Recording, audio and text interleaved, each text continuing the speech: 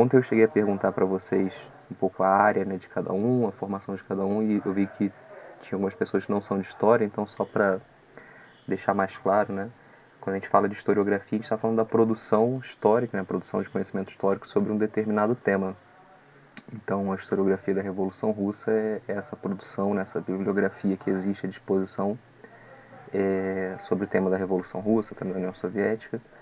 Mas a gente também muitas vezes usa esse termo historiografia para se referir a uma análise dessa produção, né? Então, uma análise historiográfica da Revolução Russa pode ser uma expressão usada também para se referir a uma análise histórica do que os historiadores já escreveram, né? Que é o que a gente vai fazer hoje.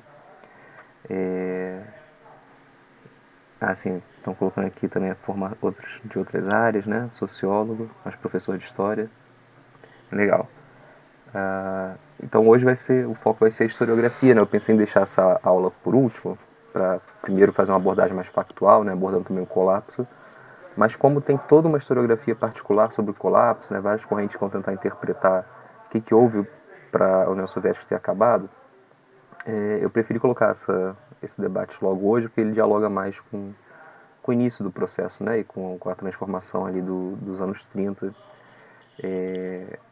Aqui eu não vou falar tanto das correntes que abordaram o processo de fim da União Soviética, isso mereceria uma outra apresentação. Então eu vou passar aqui para os slides da aula de hoje, e aí eu não vou mais enxergar o chat, então qualquer coisa vocês me avisem pelo microfone, por favor. Aliás, acho que cheguei a comentar ontem, né? Depois eu mando para vocês esses slides por e-mail e também a ementa do mini curso, que tem ali uma bibliografia básica, né, que eu estou me baseando aqui para essas aulas. Caso alguém tenha interesse, depois eu disponibilizo. Então, bom, como mencionei, essa aula de hoje vai ser uma exposição sobre historiografia da Revolução Soviética e da União Soviética. E aí, assim como ontem eu trouxe umas fotos, né, que eu acho simbólicas para debater o tema da Revolução e para pensar um pouco o que aconteceu depois, hoje também acho que vale ter em mente essa foto e esse ditado popular, né, essa piada popular na União Soviética, que, como vocês podem ver, uma foto que foi editada várias vezes, né, conforme esses aliados de Stalin foram caindo em desgraça, foram se tornando adversários ou pessoas incômodas, e o passado foi sendo reescrito, né? Isso era algo muito comum na União Soviética, essa reescrita constante do passado para se adequar às necessidades do presente, não só no âmbito das fotografias, né, nesse Photoshop primitivo que eles faziam ali pintando em cima das fotos, né, editando manualmente, mas nos livros principalmente, né, nos manuais de história produzidos pelo Estado, constantemente as edições eram alteradas para recontar ou para omitir alguma coisa que não fosse mais conveniente a forma como estava presente nesses livros, né? Então isso gerou esse ditado, essa piada meio ácida, né, de que na União Soviética o futuro é certo, o passado é que é imprevisível. E isso dialoga um pouco com o debate de historiografia, né, porque na historiografia também a gente está constantemente lidando com interpretações do passado. Então, por mais que, ao meu ver, né, isso é um debate hoje em dia, mas ao meu ver existe assim uma objetividade histórica, uma verdade histórica, a gente lida muito com as interpretações dos historiadores, né? Essas interpretações são influenciadas pelo tempo presente, pelas condições que a gente está vivendo, pelas pressões políticas e sociais que a gente está vivendo. Isso tudo influencia muito o olhar que a gente usa para ver o passado, as questões que a gente pergunta, né? Ou trabalhar com as nossas fontes históricas. Então, eu acho que casa bem essa lembrança de que o passado na União Soviética é imprevisível com um debate da historiografia da União Soviética que vai confrontar visões, às vezes, muito distintas, né, diametralmente opostas, sobre o que foi a União Soviética, o que foi o processo da Revolução Russa. E algo que eu acho sempre importante destacar quando eu falo desse assunto, né, das diferentes interpretações do passado, é que isso deriva, como eu mencionei, né, das pressões que a gente vive no presente, né, principalmente das visões políticas, explícitas ou não. Às vezes a gente pode até não ter consciência das visões políticas que a gente tem do mundo que a gente vive, né, mas isso influencia muito o nosso fazer enquanto historiadores, né. Eu prefiro esse tipo de concepção para entender essas várias interpretações que existem do que uma que é mais corrente nos cursos de graduação, né, enfim, nos que a gente ouve nas salas de aula de história, que é dizer que são modas acadêmicas, né, que elas vêm e passam, ora se torna mais popular, ora se torna menos popular, como se não houvesse ali uma determinação social, política, para explicar o porquê que em determinado momento certa explicação ganha mais força, porquê que em determinado momento ela perde força. Eu prefiro entender isso enraizando essas diferentes interpretações nas suas épocas como parte das disputas políticas, né? Tem vários historiadores que entendem o passado ali como um campo de disputa política, a partir desse sentido de que as nossas preocupações do presente são projetadas de alguma maneira no nosso olhar sobre o passado. Então, por isso, ao analisar as interpretações dos historiadores sobre certos eventos, é mais um evento tão politizado quanto a União Soviética, né, que tem a ver com projetos políticos diretamente vinculados ao presente, né, o que a gente acha do capitalismo, o que a gente acha do socialismo. É fundamental a gente atentar aos contextos sociais em que essas interpretações foram gestadas, os contextos políticos, econômicos, né, atentar aos países onde essas interpretações são gestadas, a vinculação que essas pessoas tinham com não necessariamente partidos políticos, mas às vezes com certas instituições, com certos grupos, né? Então são elementos que eu vou abordar aqui ao mapear algumas das escolas históricas principais que se dedicam a pensar, ou se dedicaram em algum momento a pensar, a história da Revolução Russa e da União Soviética. E aqui eu elenquei três questões chaves para guiar um pouco essa apresentação dessas correntes historiográficas, que são elementos que aparecem muito no debate, né? Entre elas. Em primeiro lugar, algo que eu cheguei a comentar ontem, que é qual a relação entre a Revolução de Fevereiro e a Revolução de Outubro. Se seria um único processo que teve momentos ali diferentes, mas ainda assim não haveria uma distinção qualitativa entre uma Revolução de Fevereiro com características completamente distintas da Revolução de Outubro, como propõem certas interpretações nessa chave da oposição, né?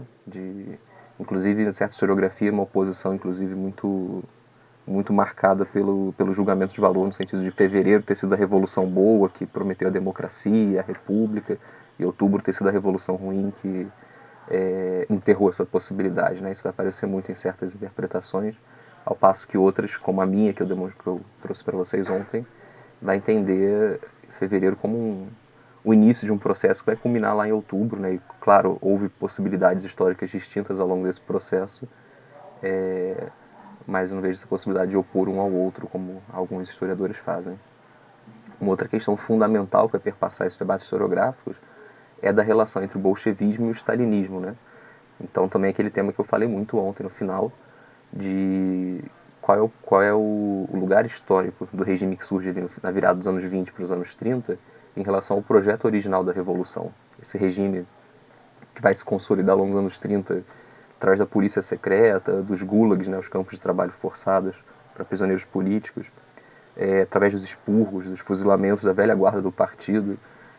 Isso é uma continuidade direta da Revolução de Outubro, isso era parte do projeto da Revolução de Outubro. Então também é um debate muito importante, né, dentro da historiografia, localizar o stalinismo no seu sentido histórico, né, se ele era consequência, se ele era projeto, ou se ele é de alguma forma uma ruptura com o início da Revolução. E um terceiro elemento também muito importante, que está de certa forma relacionado também a essa questão da relação entre fevereiro e outubro, ou mais especificamente da compreensão do que foi a Revolução de Outubro, é o papel das massas, né?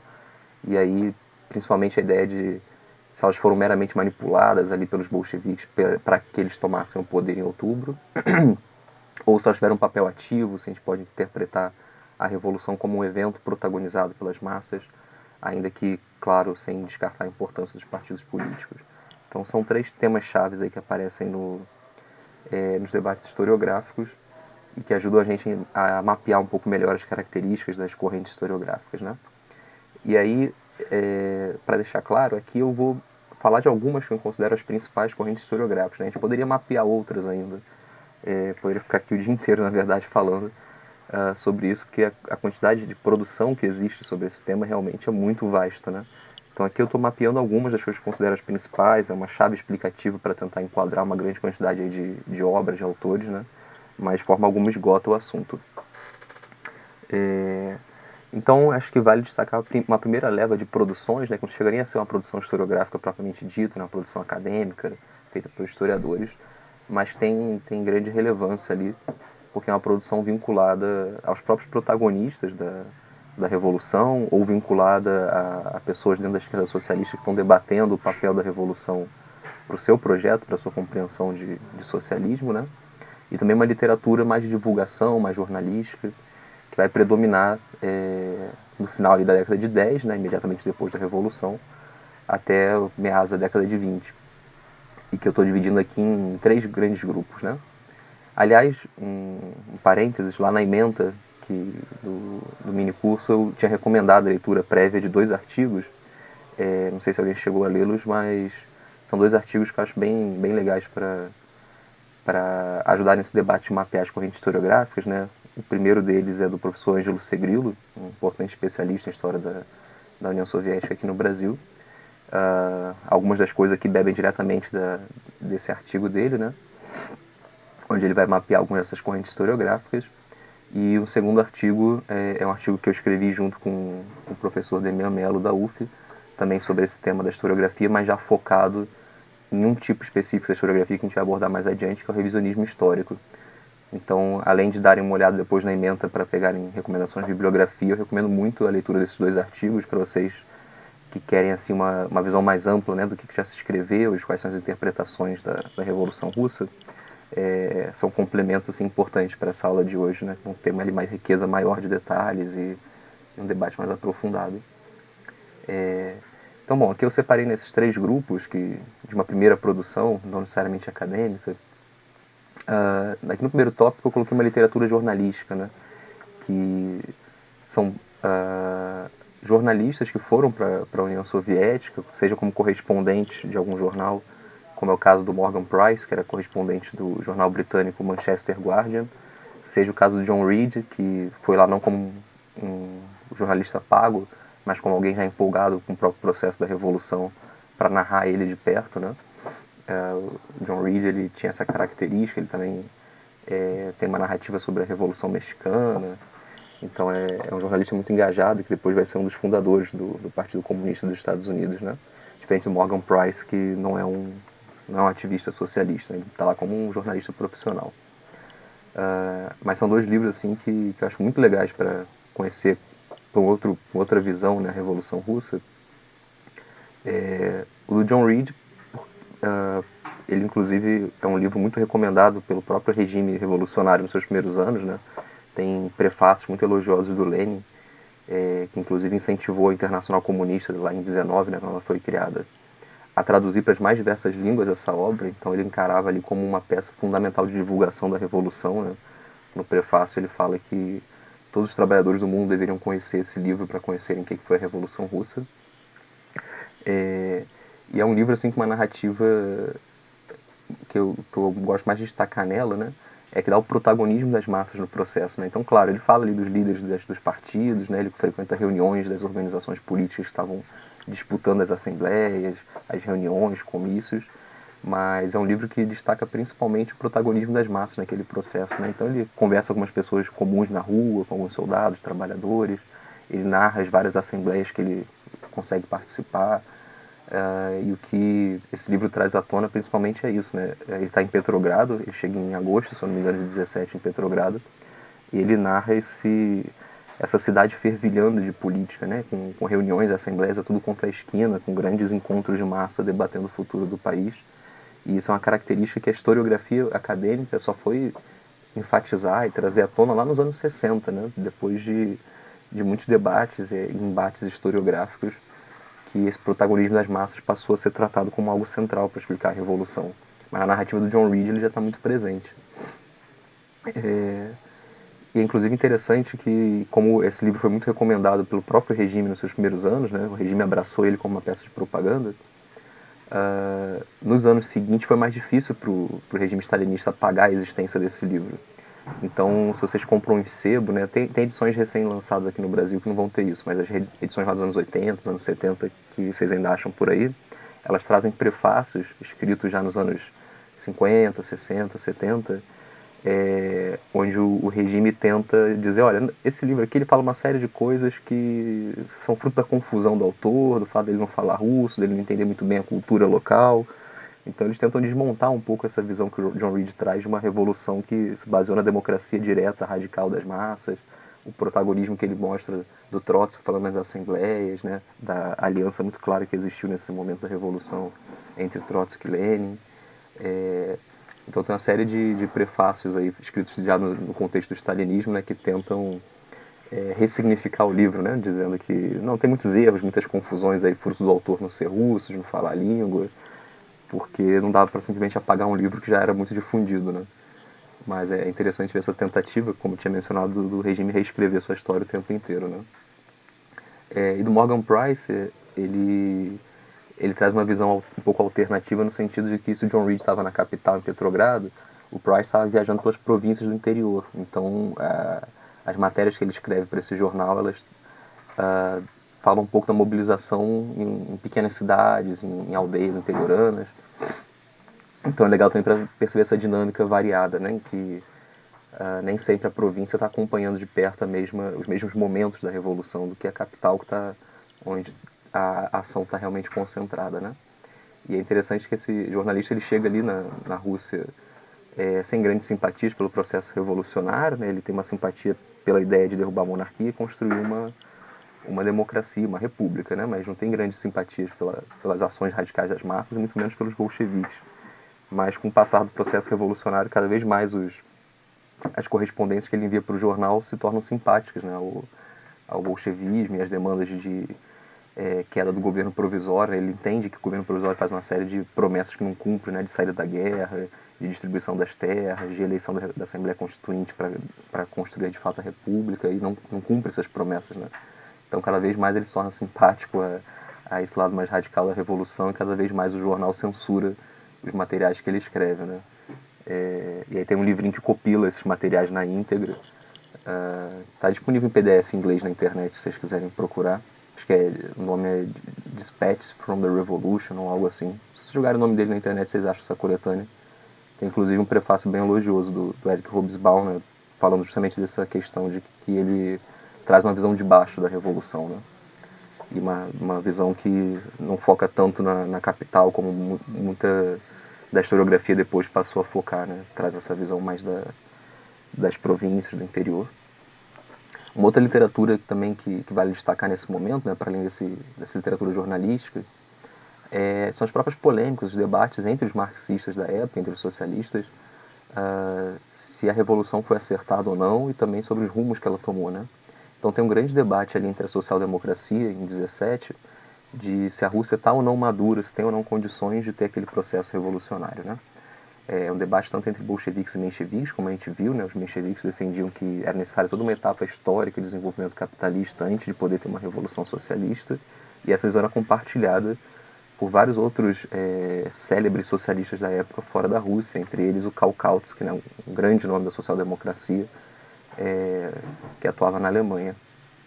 E o Kautsky vai condenar duramente a ideia dos bolcheviques de uma revolução socialista, vai dizer que ela só pode desaguar numa ditadura, num capitalismo de Estado. Então tem polêmicas duríssimas entre ele, Lenin, e também entre ele e Trotsky, nesse momento ali de 1917, 1918, onde de um lado os protagonistas da revolução vão defender a sua justeza, né, vão dizer que não havia outro caminho que não esse para a Rússia, e o Kautsky vai insistir que não, que foi um erro a tomada do poder, que o certo era deixar a burguesia governar, os liberais. Para vocês terem uma ideia dos termos duros usados nessa polêmica, né, um dos materiais escritos nesse contexto, pelo Lenin, se chama O Renegado Kautsky, a Revolução Proletária. Né? Então são termos aí de um debate assim, de ruptura mesmo, né, que a Revolução Russa traz para esses grandes quadros do socialismo da época. Se posicionar contra ou a favor dela se torna algo central para se localizar dentro do movimento socialista. Né?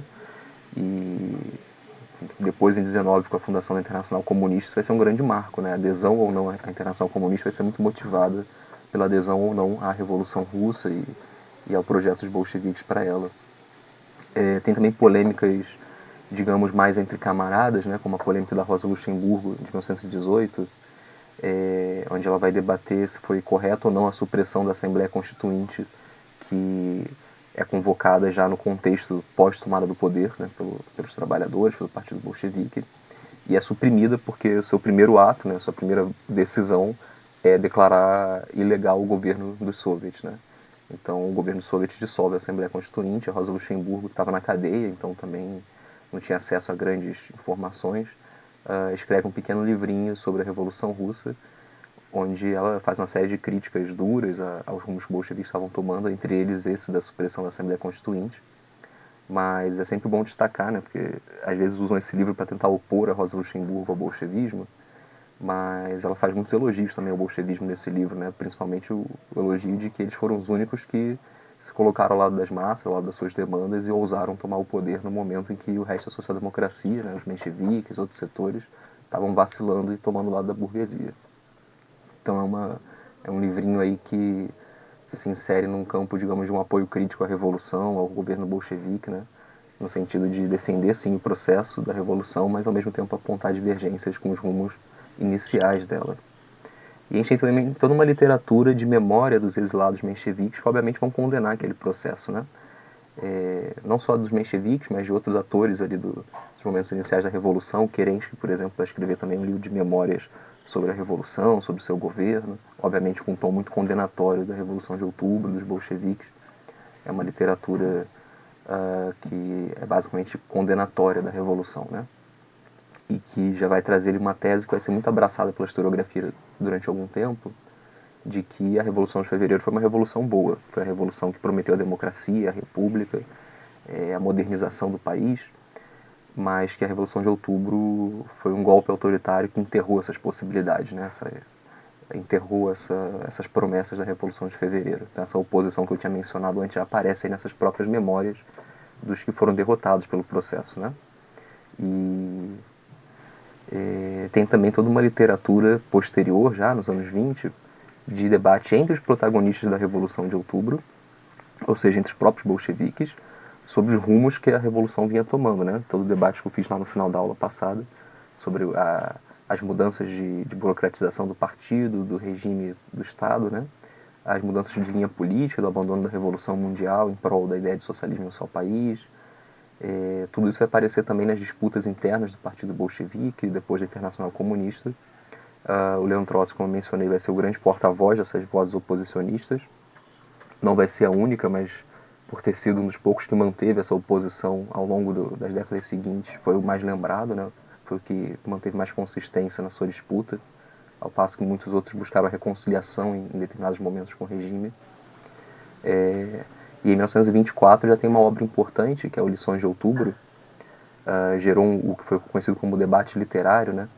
Porque foi massacrada essa obra, recebeu respostas duríssimas dos principais dirigentes do Partido Bolchevique, e ela buscava resgatar as lições, como o nome já diz, né, do processo revolucionário, principalmente preocupado com o fracasso das revoluções que tinham ocorrido na sequência da Revolução Russa em outros países, né? Então tenta apresentar ali quais seriam as vias estratégicas, as posições políticas fundamentais que os partidos comunistas deveriam adotar em todo o mundo para conseguirem repetir o sucesso da Revolução de Outubro na Rússia. Só que é um livro também que se insere ali num debate de qual foi o papel de certos líderes que estavam emergindo naquele momento ali do início dos anos 20, né? Principalmente Stalin, Kamenev, Zinoviev, e mostra como que eles estavam, no calor da Revolução, defendendo uma posição que não era de triunfo da Revolução Soviética, mas de aposta na aliança com o liberalismo burguês, né? Como a gente viu em certo momento na aula de ontem, o Partido Bolchevique ele passa por mudanças de posição ao longo da Revolução. E aí o Trotsky traz essa lembrança que para muitos é ingrata, né, de que houve essa disputa onde alguns se colocaram contra a tomada do poder pelos soviets, contra a tomada do poder pela classe trabalhadora, ao passo que o projeto que triunfou porque conseguiu disputar e vencer essas posições mais próximas do menchevismo no interior do Partido Bolchevique.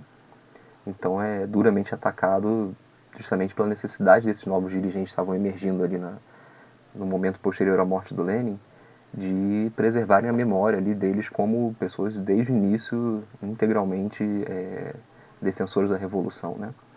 Então é uma obra muito condenada e que é apagada depois com a derrota do Trotsky, seu exílio, né? Ela deixa de circular na União Soviética. Em 1930 a gente tem também a gigantesca história da Revolução Russa escrita pelo Trotsky, né? Dois calhamaços gigantes assim, mas muito ricos em detalhes e que tem também essa característica de analisar o protagonismo das massas, né, de entender, enfim, Trotsky marxista, né, vai entender a história como movida pela luta de classes e, portanto, vai se preocupar com as mobilizações das classes, principalmente da classe trabalhadora, para explicar a Revolução Russa, né. Então é uma obra aí muito importante que eu recomendo muito também, né. Dessas que eu estou falando até agora, eu recomendo extremamente os 10 Dias que Abalaram o Mundo de John Reed, para terem uma noção assim introdutória do que foi a Revolução Russa, e também muito a história da Revolução Russa do Leon Trotsky, para ter uma visão já mais sofisticada, mais analítica do processo, né. Um outro nome também que se destaca nesse momento é o Victor Serge, que é um militante do Partido Bolchevique, também vai se tornar um opositor depois, vai se exilar. Ele tem uma série de escritos, um que vale destacar é o Ano 1 da Revolução Russa, onde ele analisa não só o processo da Revolução, mas também o seu desenvolvimento posterior. E é um livro que, infelizmente, ele meio que está pela metade, né? Que o Sérgio tinha preparado manuscritos para um livro maior, né? Meio que um segundo volume, mas quando ele vai para o exílio, ele perde ali parte dos manuscritos, não consegue publicar de fato tudo que ele tinha escrito. Mas é um livro também muito rico em detalhes, em análises mais sofisticadas, né? Assim como do Trotsky, sobre o processo revolucionário. E a gente tem também o próprio regime produzindo uma história já mais profissional, digamos assim, né, feita por historiadores mesmo, uma história do que foi o processo revolucionário. E aí o Ângelo Segrilo, naquele artigo que eu recomendei a vocês, ele vai se referir a essa produção, né, como uma história do tempo presente avant la lettre, ou seja, uma história do tempo presente antes de ter existido esse conceito de história do tempo presente, né, que a gente usa hoje em dia para falar da análise de fatos muito recentes pelos historiadores. Então tem aqui alguns materiais que foram estimulados, né, pelo regime, a revista Revolução Proletária, os Anais Vermelhos, são materiais que vão circular nos anos 20 com uma produção de historiadores dentro da União Soviética, buscando apresentar documentação, dados e principalmente interpretações sobre o que foi o processo revolucionário desde um ponto de vista da análise histórica. E nesse contexto se destaca principalmente o historiador Mikhail Pokrovsky como o grande nome ali dentro do regime, né, de historiador profissional para se dedicar à escrita dessa história, né?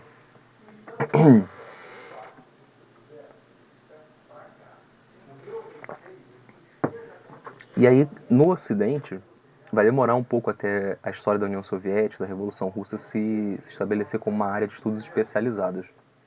Quando ela se estabelece, vai ser nos Estados Unidos, na Grã-Bretanha principalmente, que vai começar esse processo, e já no contexto da Guerra Fria, né, da polarização entre as potências imperialistas e a União Soviética, aquela paranoia anticomunista. Nos Estados Unidos tem o macartismo, né, a perseguição sistemática a qualquer coisa que seja visto como uma ameaça à hegemonia norte-americana, e já é logo taxado de comunismo.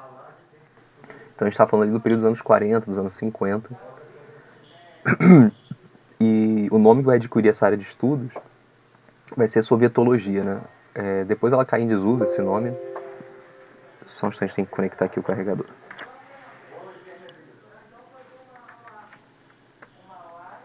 Pronto. Depois de um tempo, sovietologia é um nome que não é muito utilizado, mas ainda hoje em dia vocês podem encontrar algumas pessoas usando esse termo para se referir, né, aos estudos especializados da União Soviética, sobre a União Soviética.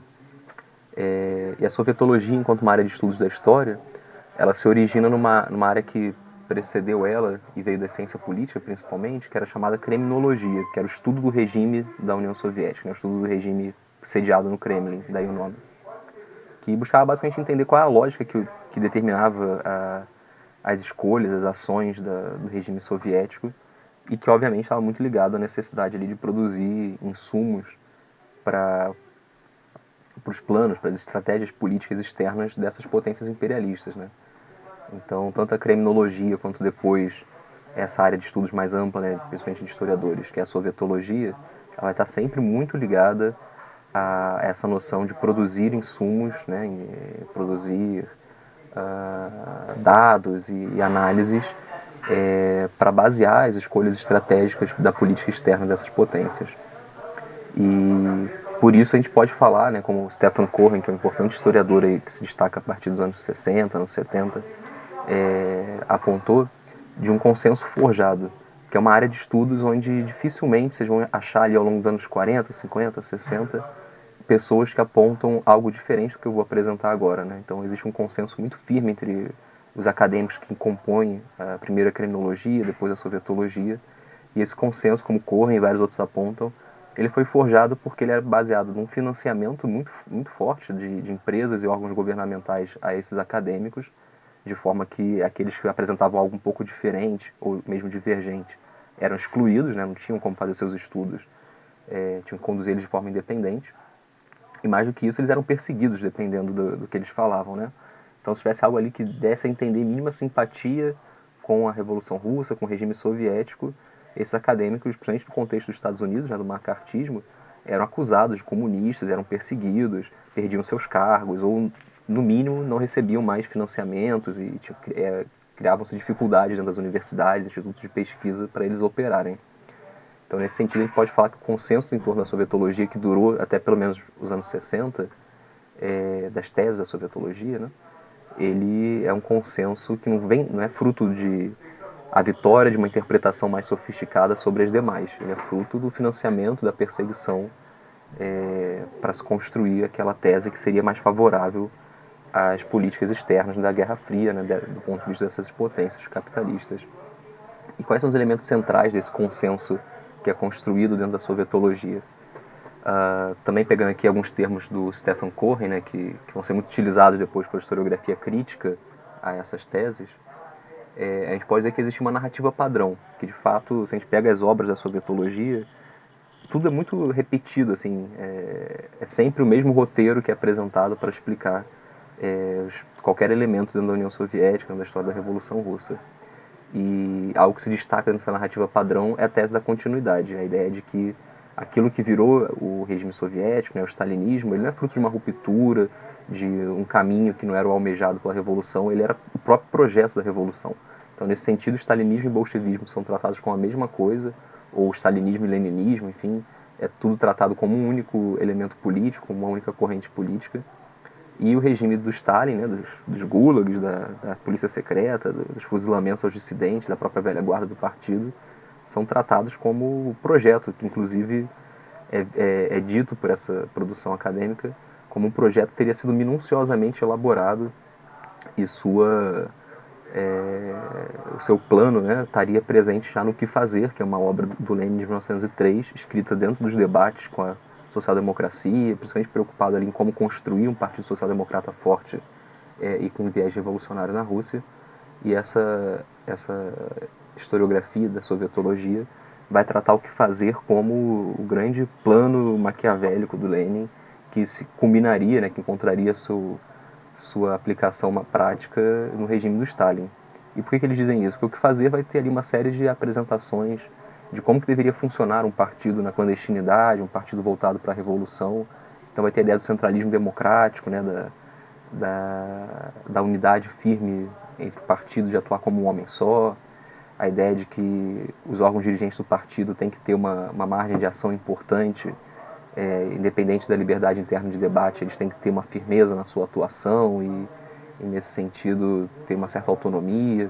Então, todas essas teses que estão ali no debate de como que a gente vai construir um partido revolucionário na Rússia é usado por essa vertente da historiografia para explicar acontecimentos de décadas depois e que tem a ver com o regime soviético. Eles vão dizer que é na estrutura do partido almejado pelo Lenin que já se encontrava a semente do stalinismo. E apesar de ser algo muito caro à sovietologia, essa tese ela é presente também até mesmo em algumas análises marxistas posteriores que vão condenar o stalinismo e o próprio bolchevismo, o próprio leninismo, como intrinsecamente autoritário.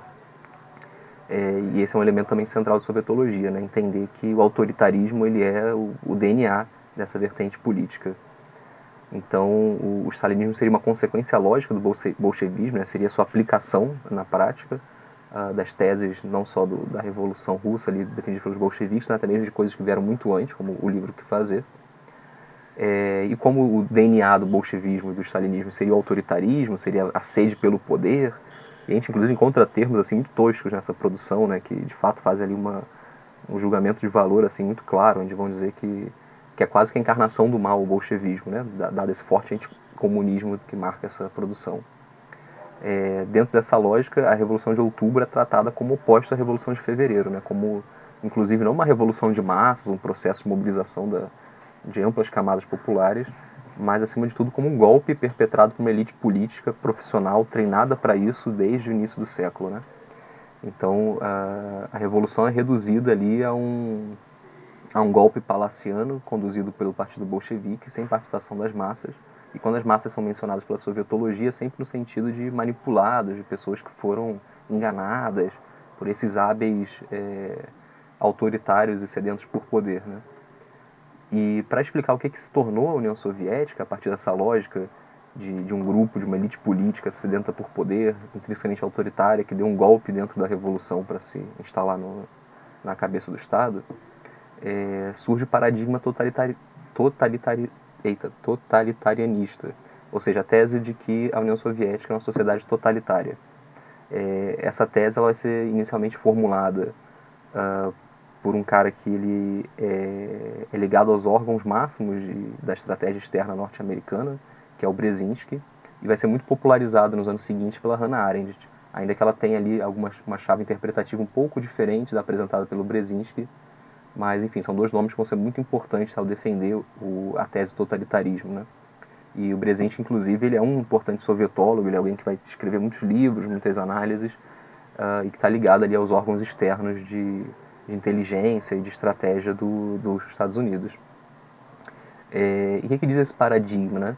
Ele diz que a União Soviética, inclusive em uma chave muito de comparação com a Alemanha nazista, ambas seriam sociedades totalitárias, onde o Estado é rigidamente controlado por um partido político fechado, autoritário, que consegue, através da propaganda ideológica, da repressão política, impor uma visão única, um comportamento único à sociedade.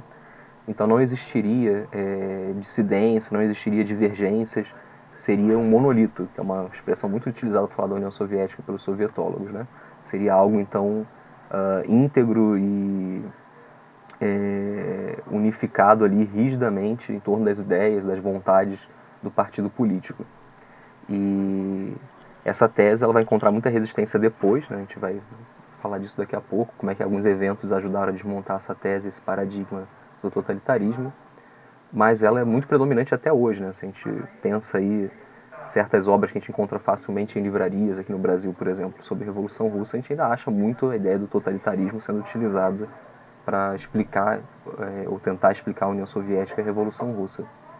E aí, obviamente, se a gente diz que a sociedade é totalitária e tudo emana da vontade do partido dirigente ou do líder máximo, que seria o Stalin, a gente está falando também de uma visão muito determinista, né? Onde uma única causa explica tudo dentro daquela sociedade. E nesse caso é a vontade do líder, ou a vontade do partido.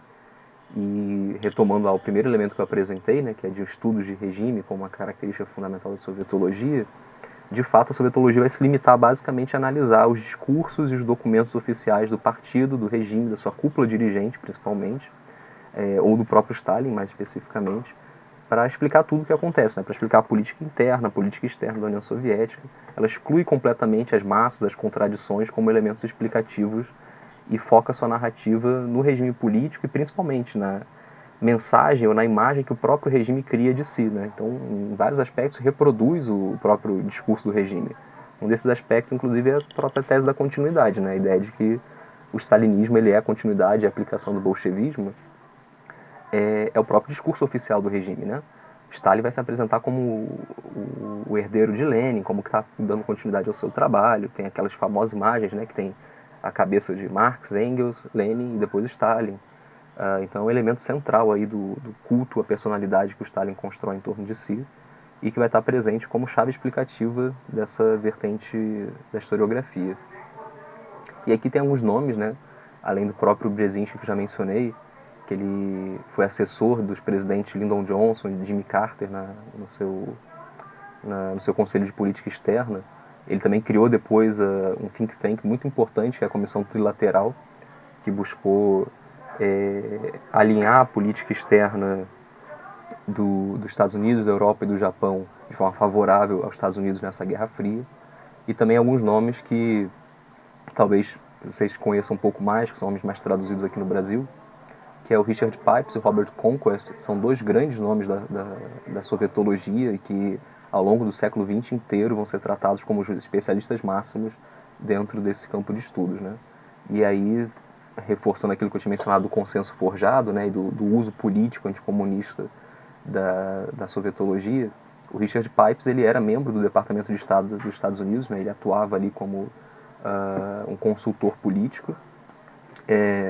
Além de membro do Departamento do Estado, ele atuava também em uma das agências internas da CIA, né, como consultor, e era extremamente financiado, né, nos seus livros, nos seus projetos de pesquisa, pelas fundações Ford e Rockefeller.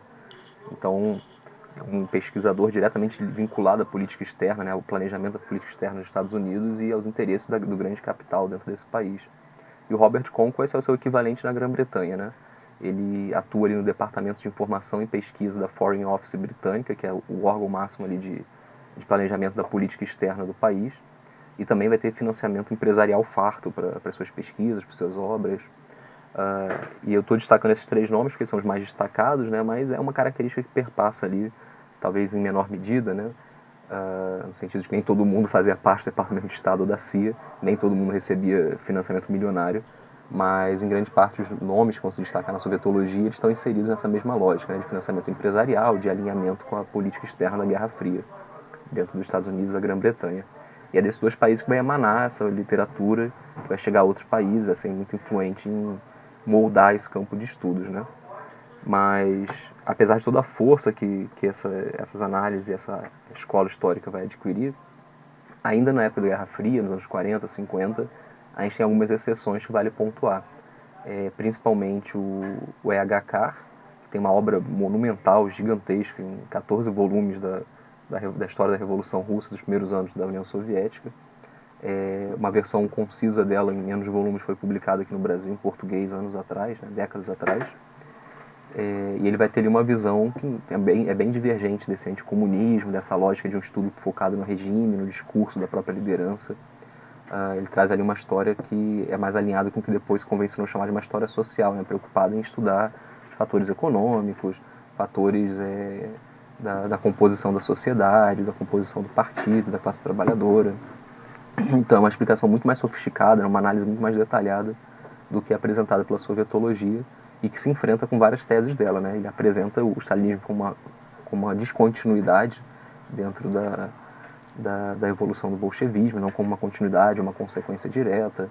Ele apresenta elementos que deixam muito claros que as massas tiveram um protagonismo na Revolução, que se enfrentaram em vários momentos com o regime nos primeiros anos da Revolução Russa, na forma de greves, mobilizações. Então, uma interpretação diametralmente oposta assim, à da sovietologia. Um outro nome que também ganha muito destaque, que não tem nada a ver com essas interpretações, é o Zach Deutscher, que ele é inclusive marxista, né? Tem uma perspectiva então simpática à Revolução Russa, vai explicar ela através da lógica da luta de classes, e ele ganha grande destaque com algumas biografias que ele produziu que também foram traduzidas aqui para o Brasil. E tem inclusive edições mais recentes, né? Enquanto o Carr tem muito tempo que não é republicado por aqui, o Deutscher volta e meia tem novas edições aí da trilogia biográfica que ele escreveu do Trotsky, né, que é o Profeta Armado, Profeta Desarmado, Profeta Banido. São 3 calhamaços que falam não só do Trotsky, mas também falam muito do desenvolvimento da Revolução Russa e do regime soviético, né, desde o ponto de vista ali desse... Foi um dos protagonistas da Revolução e depois um dos principais opositores ao stalinismo. E ele também tem a primeira obra de destaque dele, né, que é a biografia do Stalin, que também vai narrar ali como que foi a ascensão do Stalin ao poder, todo o mecanismo de uso da burocracia interna do partido do Estado para se fortalecer e para criar uma rede ali de aliados muito firmes, né? Então são obras que eu recomendo muito vocês lerem, pelo menos lerem alguns trechos, né? Já que são todos muito grandes, muito extensos. Aliás, é uma característica das obras sobre a Revolução Russa, né? São todas gigantescas. Mas vale muito dar uma olhada em alguns capítulos, para quando vocês quiserem ver alguma coisa mais específica, assim, vocês provavelmente vão achar informações boas nessas obras.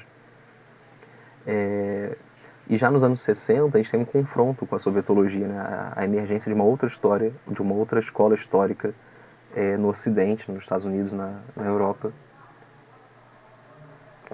que vai ser conhecida como história social. História social é um termo meio vago, ele pode descrever coisas muito diferentes no campo da história, mas no caso da Revolução Russa ele quer dizer principalmente uma história que não se limita ao estudo do regime, ao discurso do regime e da cúpula do partido e do Estado. mas sim uma história que vai buscar analisar a sociedade, ou seja, levar em conta fatores econômicos, fatores culturais, levar em conta as massas principalmente como protagonistas da história e, portanto, vai chegar a conclusões muito diferentes da sovietologia. E o contexto também é muito importante, né? Assim como a Guerra Fria, o fator explicativo central por trás da sovietologia, das suas teses, da força que ela adquire dentro da academia, o contexto dos anos 60 também é muito importante para entender a história social como uma escola dentro da historiografia da União Soviética, da Revolução Russa. E qual era esse contexto? Principalmente um contexto de arrefecimento da Guerra Fria, né, de reaproximação diplomática e econômica entre Estados Unidos e União Soviética. Essa reaproximação, inclusive, deu lugar a programas de cooperação acadêmica, então vários acadêmicos tiveram oportunidade de pela primeira vez irem para a União Soviética, atuarem junto aos arquivos soviéticos, atuarem junto a estudiosos locais. Então permitiu um intercâmbio que até então era vedado por conta da lógica da Guerra Fria. Mas principalmente, né, acho que o fator central para explicar é a própria conjuntura internacional da época. Os anos 60 são um momento de um grande ascenso das lutas populares, das lutas anticapitalistas no mundo inteiro. É o momento da Revolução Cubana, das lutas de libertação na África, é o momento de consolidação de processos revolucionários na Ásia. Então tem uma sensação geral assim, né, de um giro à esquerda do mundo. Inclusive, é o surgimento da New Left, que vai ter um peso importante de influência entre alguns acadêmicos que se dedicam a estudar a União Soviética, que é aquela esquerda, é um conceito um pouco difuso, né, não se refere a uma vertente política bem definida, mas tem como características principais buscar uma alternativa que não seja o reformismo da social-democracia, que ainda tinha muita força na Europa nessa época, e o autoritarismo vinculado ao stalinismo, né, aos partidos comunistas vinculados à União Soviética. Então, a perspectiva ali de crítica, mas dentro da esquerda, ao regime soviético, às práticas stalinistas. Isso vai ter uma influência muito pesada também em cima desses historiadores que vão se dedicar a ter um outro olhar, né, diferente da sovietologia. Então, esse contexto social ele vai levar principalmente a reintrodução, ou a introdução pela primeira vez, né, no mundo acadêmico, das massas como um fator explicativo central para a Revolução Russa, para a União Soviética. Né? A ideia de uma história vista de baixo, uma história escrita a partir do ponto de vista das classes subalternas, das classes dominadas, se torna muito, muito forte, não só nos estudos da União Soviética, mas em estudos históricos em geral, nesse momento. E principalmente tem também um retorno da ideia da história como um processo, não como uma fotografia de um momento, né? Mas entender as coisas, como por exemplo o regime stalinista, como fruto de construções anteriores, complexas, nas quais outras possibilidades existiram que foram derrotadas, e tentar explicar também o porquê dessas possibilidades terem sido derrotadas. Então também é um elemento muito importante, né, de enquadrar os fatos históricos não como fatos isolados, mas como processos fruto aí de lutas, de contradições, de embates. E também a tentativa de buscar combinar vários fatores na explicação é muito uma marca dessa história social. Né? Então, não isolar os estudos de regime como fazer a sovietologia, mas tentar combinar explicações econômicas, demográficas, culturais, para apresentar um quadro mais sofisticado. E a partir desse arcabouço teórico-metodológico, essa produção historiográfica ela vai se enfrentar muito com a ideia de totalitarismo, né, com a tese da continuidade. E tem um fator aí importante também que vale mencionar, na quebra dessa hegemonia da tese da totalidade, da tese do totalitarismo, que são as divergências internas que surgem dentro da burocracia da União Soviética depois da morte do Stalin. Tem um período todo ali muito conflito entre a cúpula do partido. Então, o Stalin morre em 53 e aí assume ali um trio de dirigentes que vão tentar conduzir o partido, só que esse trio logo entra em brigas e um deles, por exemplo, o Beria, é executado ainda em 1953 pelo Malenkov e pelo Khrushchev. Então, se torna impossível falar de um partido, de um regime monolítico frente a esses conflitos internos, né? E mais ainda frente a processos de revolta de massas que vão ocorrer no leste europeu nos anos 50 e 60, demandando um socialismo democrático. Então, as revoltas em Berlim, na Tchecoslováquia, em 53, a Revolução dos Conselhos de Trabalhadores Húngaros, em 1956, a Primavera de Praga, em 68, são fatores que vão fazer cair por terra qualquer expectativa de que aquelas sociedades eram totalitárias, onde não existia espaço para divergências, onde a oposição havia sido completamente extirpada por esse Estado Leviatã que a tudo dominava, né? E essa história social vai tentar explicar, então, de forma mais sofisticada, o que era a União Soviética, também a partir do impacto desses eventos, né, que mostram que ela não era um monolito, como propunha a tese do totalitarismo. E é interessante que como eles estão se confrontando, esses historiadores estão se confrontando com um consenso muito forte, né, já estabelecido na academia, eles vão se auto-intitular revisionistas, né, vão tomar para si esse título que depois vai assumir outro significado, mas nesse momento tem esse papel positivo, assim, de dizer que nós estamos nos enfrentando com esse consenso anterior.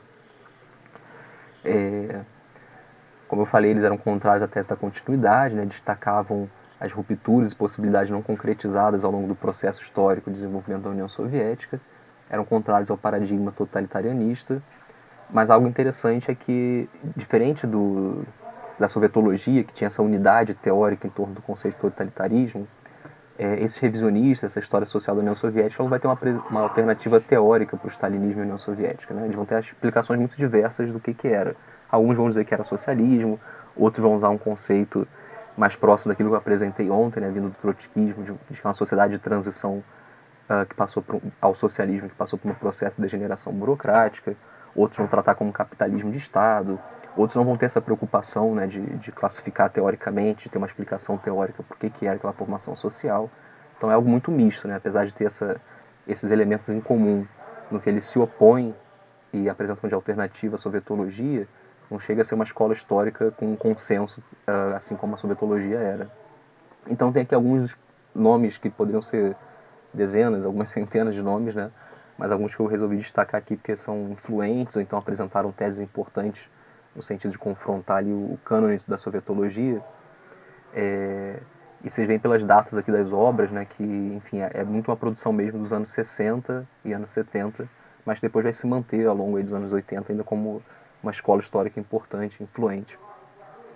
Então a gente tem, por exemplo, os estudos do Marc Ferrot, que vai destacar muito a existência, no primeiro momento da Revolução, de organismos de base, né, vai destacar muito a existência dos soviets como conselhos e como um poder das massas trabalhadoras e camponesas, né, a ideia de duplo poder que eu apresentei ontem, de explicar a Revolução por essa lógica, onde você tinha um Estado burguês se enfrentando com esse embrião de um Estado dos trabalhadores.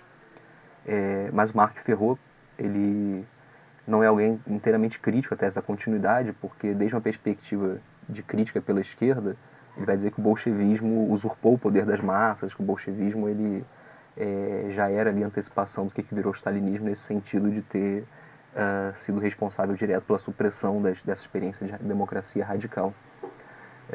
Que não é uma tese consensual, né? Tem vários outros estudiosos que vão se confrontar com ela e vão insistir que não, o stalinismo é uma ruptura em relação ao bolchevismo. Um desses é o Moshe Living, é um dos talvez mais traduzidos para o Brasil, entre esses que eu estou mencionando aqui. Né? Ele tem pelo menos 3 ou 4 livros ou coletâneos traduzidos para o português. E a sua obra de estreia, digamos assim, né, é O Último Combate de Lenin, ou A Última Luta de Lenin, que essa infelizmente não está traduzida para o português, mas pelo menos a gente tem ela disponível em espanhol na internet.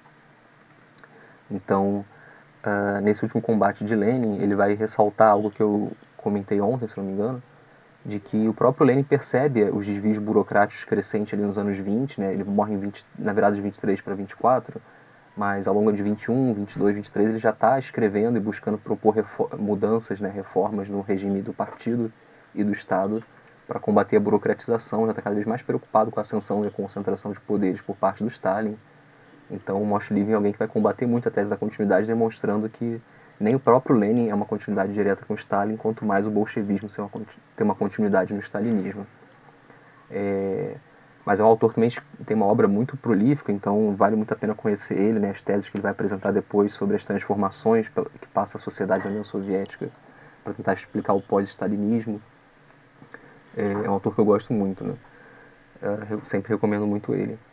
Um outro autor que vale muito conhecer também, dois autores na verdade, né, que vão tratar de assuntos parecidos, é o Rabinovich e o Mandel, em que o Rabinovich, se não me engano, ele é dos Estados Unidos, o Mandel, Mark David Mandel, ele é canadense.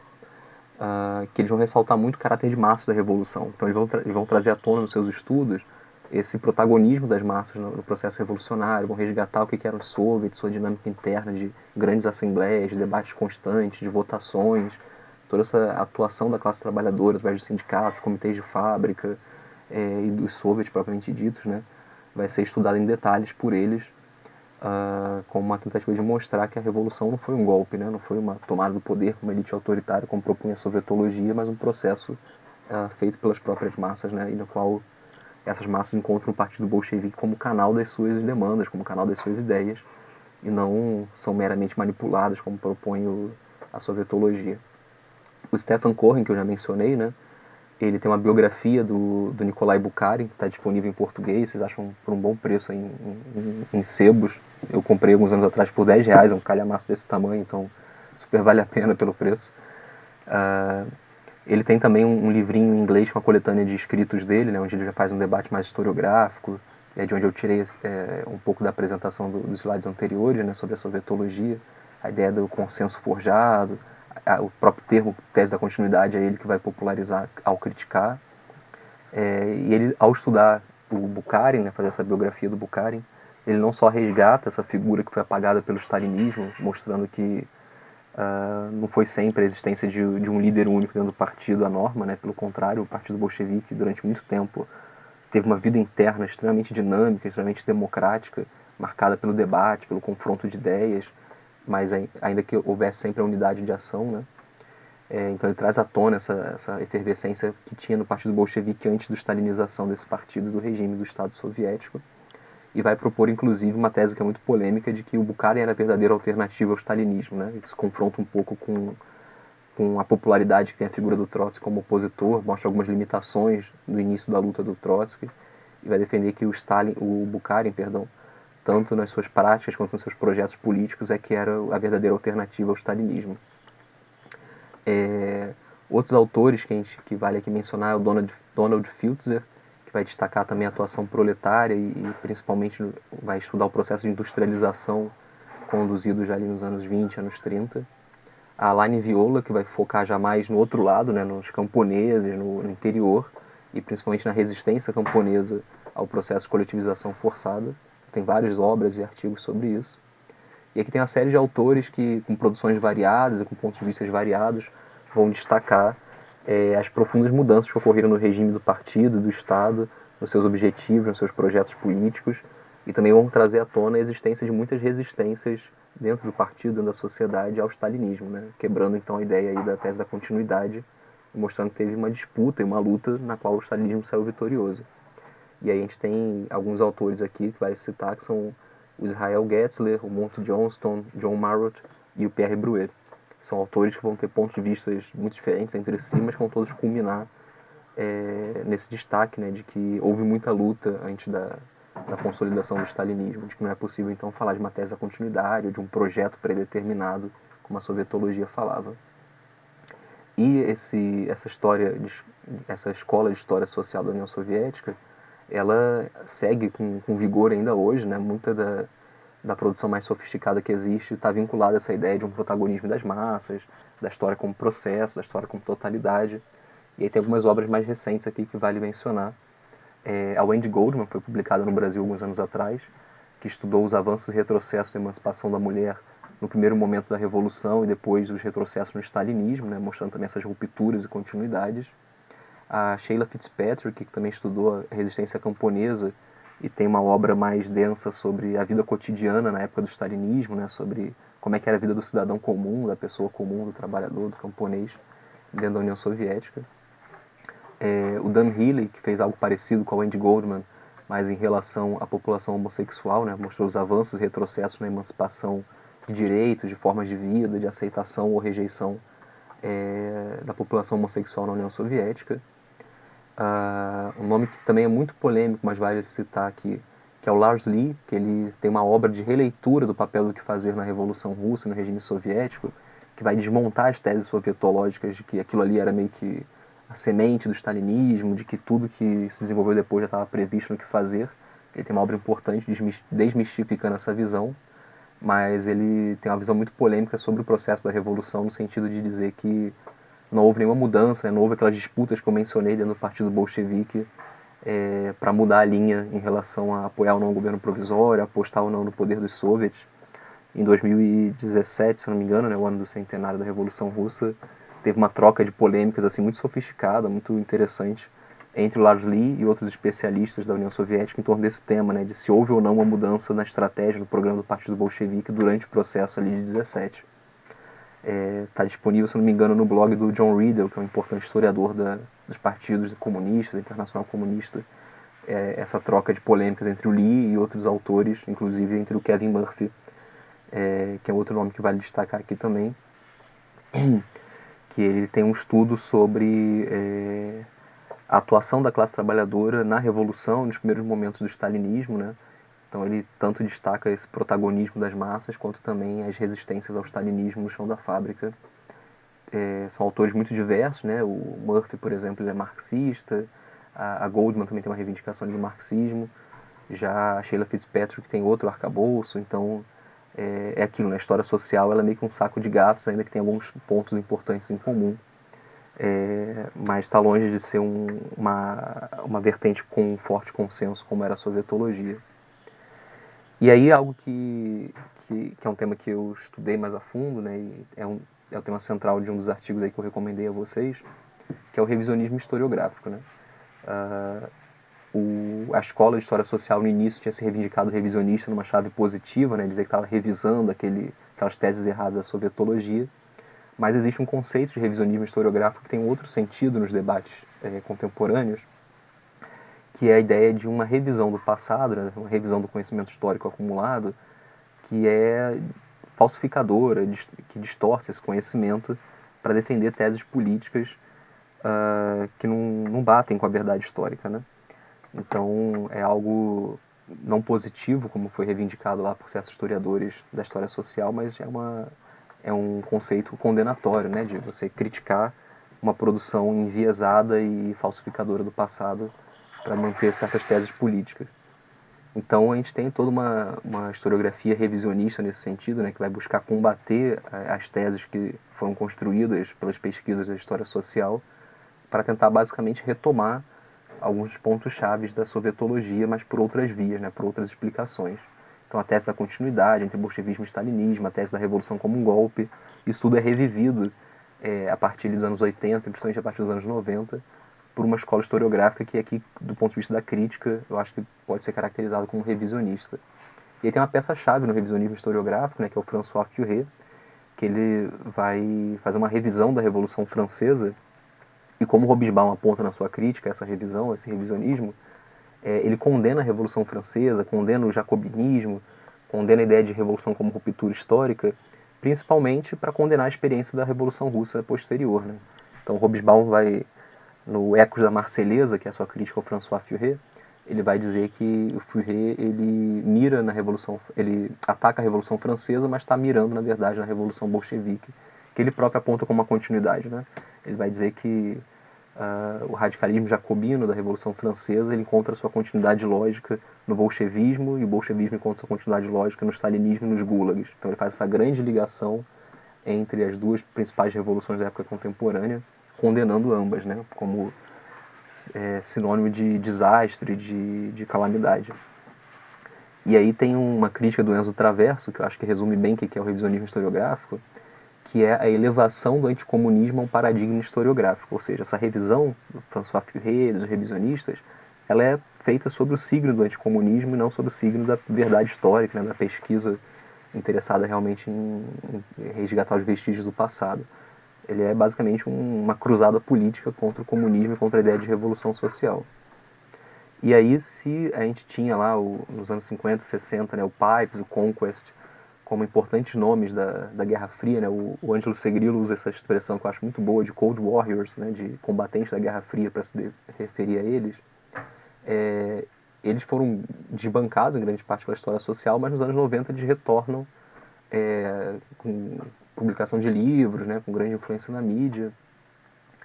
E eu enquadro eles como revisionismo historiográfico no sentido que eles estão resgatando as suas teses dos anos 50 e 60 em confronto com o que já tinha sido construído nas décadas anteriores, né, em confronto com a história social.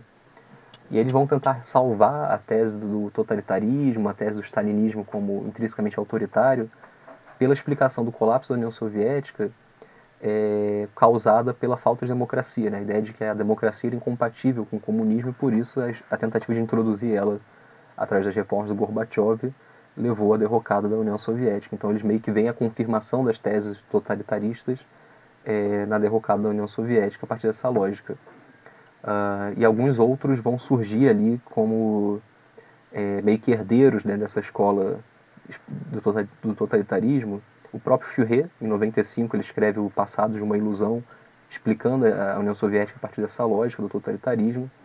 O Stéphane Courtois, né, o autor do famigerado Livro Negro do Comunismo, também vai beber dessa fonte aí do totalitarismo. E um nome talvez mais conhecido assim também aqui no Brasil, que é o Robert Service.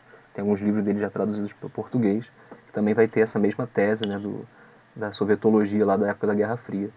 Então eu enquadro essa produção como um revisionismo historiográfico que basicamente busca reafirmar a validade, né, sem grandes novidades, das teses dos Cold Warriors, da tese da sovietologia original.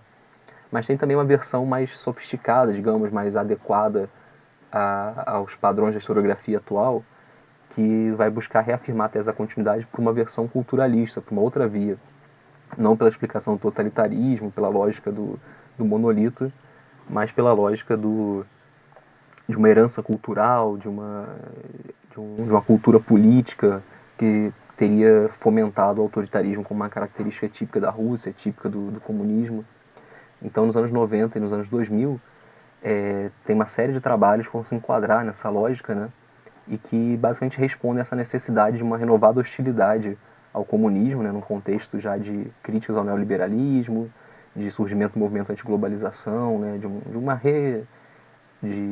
uma volta assim, né? de ideias de esquerda após aquela devastação dos anos 90, da ideia de que a história acabou, de que o capitalismo triunfou. Então essa tese da continuidade 2.0, digamos assim, ela está muito ligada a essa conjuntura histórica, né? E ao mesmo tempo com a tentativa de adequar a condenação da União Soviética, do comunismo, aos padrões historiográficos da época, que são ainda hoje muito marcados pela explicação a partir dos comportamentos culturais, né? Pela ideia de uma cultura política, pela ideia das mentalidades, dos imaginários, como sendo determinantes do comportamento humano. Então eles vão buscar usar esse instrumental para explicar a União Soviética e o stalinismo, e eles rejeitam essas teses mais ligadas à Guerra Fria, né? Rejeitam o Livro Negro do Comunismo, rejeitam o Passado de uma Ilusão do Fourier, mas interessantemente muitos deles vão reivindicar um retorno ao Fourier original, o Fourier que explica a Revolução Francesa, também um pouco pela ideia da cultura, pela ideia de que enfim, a democracia, vista aí como democracia capitalista, parlamentar, né, representativa, é o destino da humanidade, né, a forma ótima de gestão para a sociedade humana. Então eles vão retomar certas teses do Fourier lá, da análise dele da Revolução Francesa, e não do livro que ele escreve posteriormente nos anos 90 sobre a União Soviética, que é mais enquadrado nas teses do totalitarismo. Como mencionei, né, alguns termos chaves que vão aparecer muito nessa produção é a ideia de imaginários, de mentalidades, de cultura política, e tudo isso está envolvido ali com um determinismo cultural, né? A cultura russa é tratada como violenta, como autoritária, e aí, nesse sentido, o czarismo ele é explicado da mesma forma que o stalinismo, né? Ambos são fruto dessa cultura política, dessa mentalidade que seria típica da Rússia, né? E aí, obviamente, a gente tem vários problemas, como um determinismo monocausal, só que agora não é mais o determinismo da vontade do líder, da vontade do partido, mas sim um determinismo da cultura, e ainda por cima uma visão muito superficial do que é cultura, de que é imaginário e mentalidade, né? Que tende a homogeneizar uma sociedade extremamente diversa, inclusive, como eu mencionei lá ontem, composta por várias nacionalidades, várias etnias. Então é muito difícil sustentar empiricamente essa ideia de uma cultura russa ou de uma cultura política típica da Rússia, né? Para explicar o que é o stalinismo, o que foi a Revolução Russa. Mas enfim, são teses que têm muita popularidade atualmente. São as que a gente encontra com mais força, né, se a gente entra numa livraria qualquer aí hoje e dá uma olhada no que tem de Revolução Russa, a gente vai encontrar alguns desses totalitaristas, né, o Paits, o Conquest, Service, mas vai encontrar também muito material alinhado com essa versão culturalista da tese da continuidade, né, que explica o stalinismo a partir da chave cultural, da chave das mentalidades. Então, mais uma vez, o stalinismo é apresentado como consequência lógica do bolchevismo, mas a partir dessa outra chave interpretativa, né? E da mesma forma, a Revolução de Outubro é tratada como um golpe, como o aborto de uma experiência democrática, e é feito um enaltecimento, às vezes até muito explícito, do governo provisório, como aquele que de fato ia garantir a democracia, a república. E aqui tem alguns nomes para vocês entenderem melhor de quem eu estou falando, né? Então tem o Serge Ingerflon, que tenta ser mais fourretiano do que o Fourret, né? O Fourret ele vai condenar essa ideia da Revolução Francesa como marco inicial da sociedade contemporânea, vai ressaltar continuidades culturais entre a França monarquista e a França posterior para tentar invalidar a ideia da Revolução como ruptura. E o Ingerflon ele bebe muito dessas teses, né, e tenta aplicar elas, transpor elas para a Revolução Russa, que foi algo que o Fourier não fez ao analisar a Revolução Russa, né? Então ele tenta meio que aplicar as ideias originais do Fourier de uma forma que o próprio Fourier não tinha feito ao mudar o objeto de estudo, né? Então ele vai falar que tem muitas continuidades culturais no terror do Stalin comparado ao que era o czarismo, na falta de autonomia da população diante da política que era controlada pelo partido, e aí na época do do stalinismo, esse partido usava uma ideologia científica, né, a ideia do marxismo-leninismo para controlar a população. Na época do czarismo era a religião, o cristianismo ortodoxo. Então ele faz uma série de paralelos para dizer que não houve uma ruptura histórica com a Revolução, que houve só uma mudança de formas, mas o que predominaria ao longo ali do processo seria uma continuidade cultural, comportamental entre o czarismo e o stalinismo. O Peter Holquist ele vai mais longe ainda, né, nessa ideia de que a Revolução não é uma ruptura, e de traçar continuidades entre o czarismo e o bolchevismo e o stalinismo, a partir da ideia de cultura política, de práticas administrativas. Ele vai mais longe que o Ingersoll porque ele chega a falar explicitamente que o stalinismo ou o bolchevismo são uma continuação do passado sob uma forma radicalizada, ou seja, o stalinismo é basicamente o czarismo sobre outras formas ainda mais radicais, né, em termos de autoritarismo. Um nome que talvez alguns de vocês já conheçam, que tem tradução aqui para o Brasil, é o Orlando Figes, que vai focar na cultura, na atuação política comparada ali, interpretada de uma chave da religião, para explicar também o autoritarismo, né, esse DNA autoritário da cultura russa, do povo russo, que supostamente explicaria o porquê do stalinismo. E essa chave explicativa religiosa ela também tem muita força entre esses revisionistas culturalistas, né? Então, dois nomes aí que usam essa ideia da religião como chave comparativa é o Bruno Groppo, que ele é italiano, se não me engano, mas atua principalmente na França, só que ele tem uma boa circulação aqui pelo Brasil, alguns textos dele foram traduzidos, ele já atua como professor visitante na UF, né, na Federal Fluminense, e não à toa também na Federal Fluminense tem Jorge Ferreira, que basicamente reproduz as ideias do Groppo com algumas pequenas mudanças. Ambos vão dizer que a Revolução Russa é um grande mito criado para legitimar os partidos comunistas, né? Essa ideia de uma ruptura histórica, de um progresso, de um salto qualitativo nas condições de vida da população. Isso deu uma mitologia que embasa uma religião que seria o comunismo, né? Então o comunismo seria uma falsa ilusão baseada nessa mitologia e seria basicamente um comportamento religioso, né? Um comportamento fanático religioso que explicaria a atuação dos partidos comunistas, dos militantes que simpatizavam de alguma forma com a Revolução Russa, e é usado para explicar o próprio processo dentro da Rússia, né? A ideia de que a população, através das falsificações históricas e tal, comprou esse mito, né, da Revolução como uma grande ruptura histórica, quando na verdade, segundo a interpretação deles, a Revolução seria uma continuidade radicalizada do passado czarista, assim como outros revisionistas apresentaram.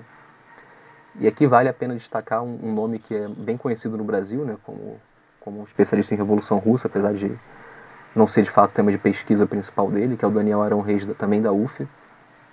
Ele é autor aí de pelo menos três livros sobre Revolução Russa. Acho que o mais recente é o daquela coleção da Unesp de Revoluções do século XX, onde inclusive ele destaca no título já, né, a ideia de que fevereiro e outubro são processos distintos, ele fala as revoluções russas.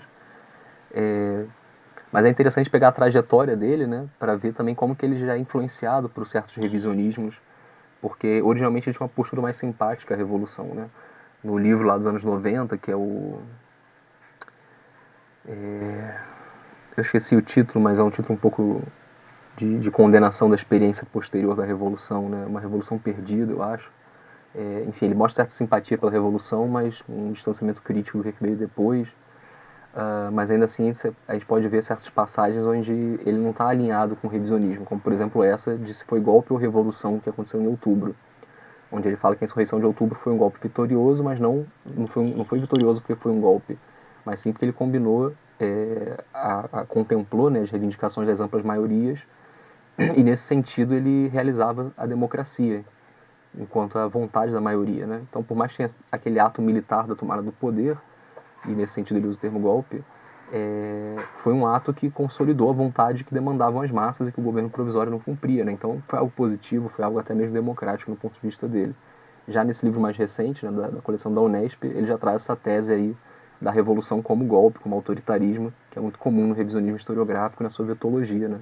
Então tem esse trecho aqui do livro mais recente, de 2003, que ele fala: golpe ou revolução, análise das circunstâncias sugere a hipótese de uma síntese, golpe e revolução. Golpe na urdidura, decisão e realização da insurreição, um funesto precedente, ou seja, já havia ali uma antecipação das práticas autoritárias, e a política dos fatos consumados, empreendida por uma vanguarda que se arroga o direito de agir em nome das maiorias. Mas revolução dos decretos, aprovada pelos soviets, reconhecendo e consagrando juridicamente as aspirações dos movimentos sociais, que passaram imediatamente a ver no novo governo, o Conselho dos Comissários do Povo, dirigido por Lenin, o intérprete e a garantia das reivindicações populares. Então a gente vê aos poucos aí uma adesão à tese, né, de que houve um golpe dentro da Revolução e que em palestras recentes aí que ele deu, principalmente em 2017, já deixou mais claro essa vinculação a uma tese revisionista da Revolução de Outubro como golpe, como precedente do autoritarismo do Stalin.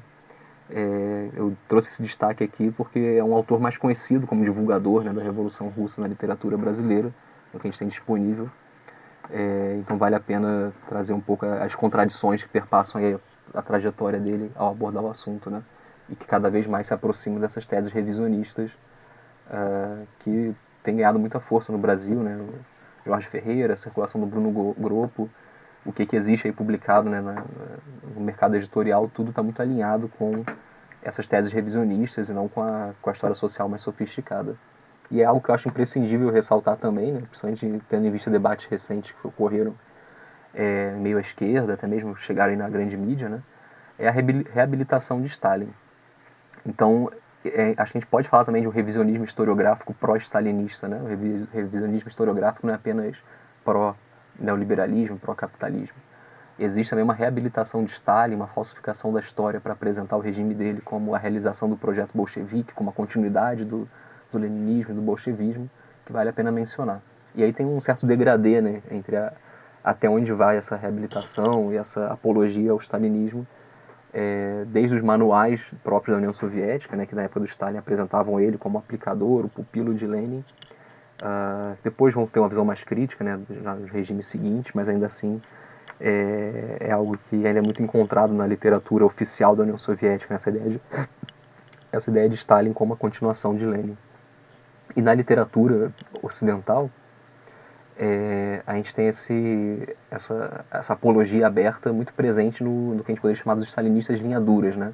Que basicamente apropriam a tese da continuidade, mas pela positiva, né? Não pela condenação, mas por, como o próprio regime fazia, apresentar o Stalin como continuador da obra da Revolução. E aí negam as evidências de que havia um regime ditatorial, né? Com os gulags, com as perseguições, execuções. Negam o fato de que a velha guarda do partido, o comitê central que fez a Revolução, foi executado pelo regime de Stalin. Portanto, uma ruptura prática, né, baseada no sangue. Não tem nem muito o que discutir se houve ruptura ou não, se a gente pega esse tipo de dado. E que reduzem os opositores, né, as oposições de esquerda dentro do Partido Comunista, as críticas que vinham de certos velhos bolcheviques ali nos anos 20, início dos anos 30, e as próprias mobilizações de massa, né, como aquelas revoltas por socialismo democrático que eu comentei dos anos 50 e 60, reduz tudo isso a opositores contra-revolucionários, agentes do imperialismo, agentes do nazismo, o próprio discurso oficial do regime, né, que é muito utilizado lá nos processos de Moscou dos anos 30 contra esses opositores, vai ser reproduzido quase que literalmente por essa literatura apologética do stalinismo. E aí uma característica muito marcante dela é que usa as próprias fontes do regime, né? Usa seu próprio discurso, seus manuais de história, os autos do processo de Moscou, como eu mencionei ontem, foram completamente forjados, porque baseados em supostas confissões extraídas na base da tortura, na base da ameaça às famílias dos presos, e rejeitam tudo que é crítico ao stalinismo como uma historiografia ocidental, né? Eles usam esse termo para dizer que tudo que é do Ocidente é anticomunista, então essa história social que mostra as contradições, que mostra as limitações e o caráter autoritário, ditatorial do regime, seria propaganda anticomunista, seria historiografia ocidental no sentido ali de ser pró-capitalista, né? Rejeitando então, negando então a ideia de que existe uma historiografia socialista de esquerda feita no Ocidente e que é crítica ao stalinismo, né? com alguns dos nomes que eu mencionei. E é uma característica também interessante é que ela iguala essas revoltas pró-socialistas dos anos 50 e 60 com as revoltas já de um outro teor que ocorre já no colapso da União Soviética, com uma marca já mais nacionalista, pró-mercado, pró-restauração do capitalismo, né? Trata tudo isso como o mesmo movimento contra-revolucionário, fruto de infiltração de agentes da CIA e coisas assim. Então também nega o papel do protagonismo das massas na história, né? Reduz tudo ali a manipulações, assim como a sovietologia fazia, explicando tudo por manipulações do partido do regime, eles explicam tudo através de manipulações e infiltrações do imperialismo. E alguns nomes que se destacam nessa historiografia mais apologética é o Ludo Martin, um belga que foi líder de um partido neo-stalinista, né, nos anos 90, ele basicamente nega a existência dos gulags, das ditaduras, todas essas evidências que eu mencionei. E o Grovenfur, que tem sido até muito citado por essa juventude que está se politizando numa chave stalinista recentemente aqui no Brasil, que basicamente ele pega os documentos do regime, como por exemplo os documentos do processo de Moscou, reproduz eles literalmente dizendo, está aqui a prova de que o regime estava combatendo os contra-revolucionários, está aqui a prova nesses depoimentos extraídos com base, como falei, em tortura, em ameaça de assassinato. Então ele pega, por exemplo, o depoimento do Bukharin, que quando vai no julgamento nega todas as acusações malucas sobre eles, que era agente nazista, que era agente do imperialismo, e aí no dia seguinte, já sem dente, né, usando uma ditadura, cheio de marcas de espancamento, vai lá e faz o confessamento de que ele era assim, um agente imperialista. Ele usa esse tipo de depoimento para dizer que o regime estava de fato combatendo a contra-revolução, né? E que tudo que é falado no sentido contrário são mentiras. Então ele tem livros aí gigantes que são basicamente reprodução dos documentos do próprio regime para desmontar as mentiras do opositor contra o revolucionário Trotsky, para desmontar as mentiras do Khrushchev lá naquele seu relatório onde ele traz uma série de revelações sobre os crimes de Stalin, né? Então são autores basicamente que fazem o trabalho de traduzir o discurso oficial do regime da época, né, da União Soviética, uma apologia muito mais aberta. Mas tem também aquele que faz uma apologia, digamos, mais sofisticadas, né? Que tem um maior distanciamento dessa história oficial do regime e que vai apresentar o stalinismo não como algo correto, que tem que apoiar, mas vai tentar enquadrar ele meio como um fruto inevitável das condições objetivas de isolamento, de pobreza, de atraso material da União Soviética, e como mal necessário, né? Apesar de tudo, modernizou a União Soviética, apesar de tudo, conseguiu fazer frente ao imperialismo. E aí um nome que está em voga hoje aqui no Brasil é o Domenico Losurdo, né, que vai trazer essas teses. Supostamente ele apresenta uma análise neutra, né, ele diz isso, mas na prática ele basicamente reproduz aspectos da história oficial e tenta suavizar o stalinismo comparado ao capitalismo, né? Então o tempo inteiro ele vai fazer comparações. O Stalin tinha gulags, tudo bem, mas o Ocidente fez barbáries com o colonialismo, né? Então ele o tempo inteiro usa essa chave comparativa para tentar, para usar uma linguagem mais direta, passar pano para o regime stalinista e apresentar ele como algo que, tudo bem, teve seus problemas, mas foi um mal necessário, modernizou a Rússia, fez o que tinha que fazer, apesar de ter que quebrar alguns ossos no meio do caminho, né? Então é uma tese aí de uma apologia um pouco mais distanciada da história oficial, pero não mútil, em que basicamente vai apresentar aí o stalinismo como algo que, tudo bem, não era o que a gente gostaria que fosse, mas era o que a gente tinha para hoje e tem que aceitar e tem que aplaudir. Então é muito pouco crítico, apesar de tentar se apresentar como uma análise crítica, né? Dessa história muito marcada aí por rupturas com o projeto revolucionário, como tem tentado demonstrar. Então, bom, como eu tinha prometido hoje, eu termino a exposição mais cedo, para a gente ter um tempo maior para debate, tanto sobre o que eu expus agora, quanto também sobre ontem. Né? Ontem eu trouxe muita informação e acabou não sobrando muito tempo aí para vocês fazerem perguntas, comentários. Então deixo esse momento final aqui para a gente poder conversar um pouco com mais calma em relação a essas duas aulas que a gente teve. Então vocês fiquem à vontade para usar aqui o chat para lançar perguntas, comentários.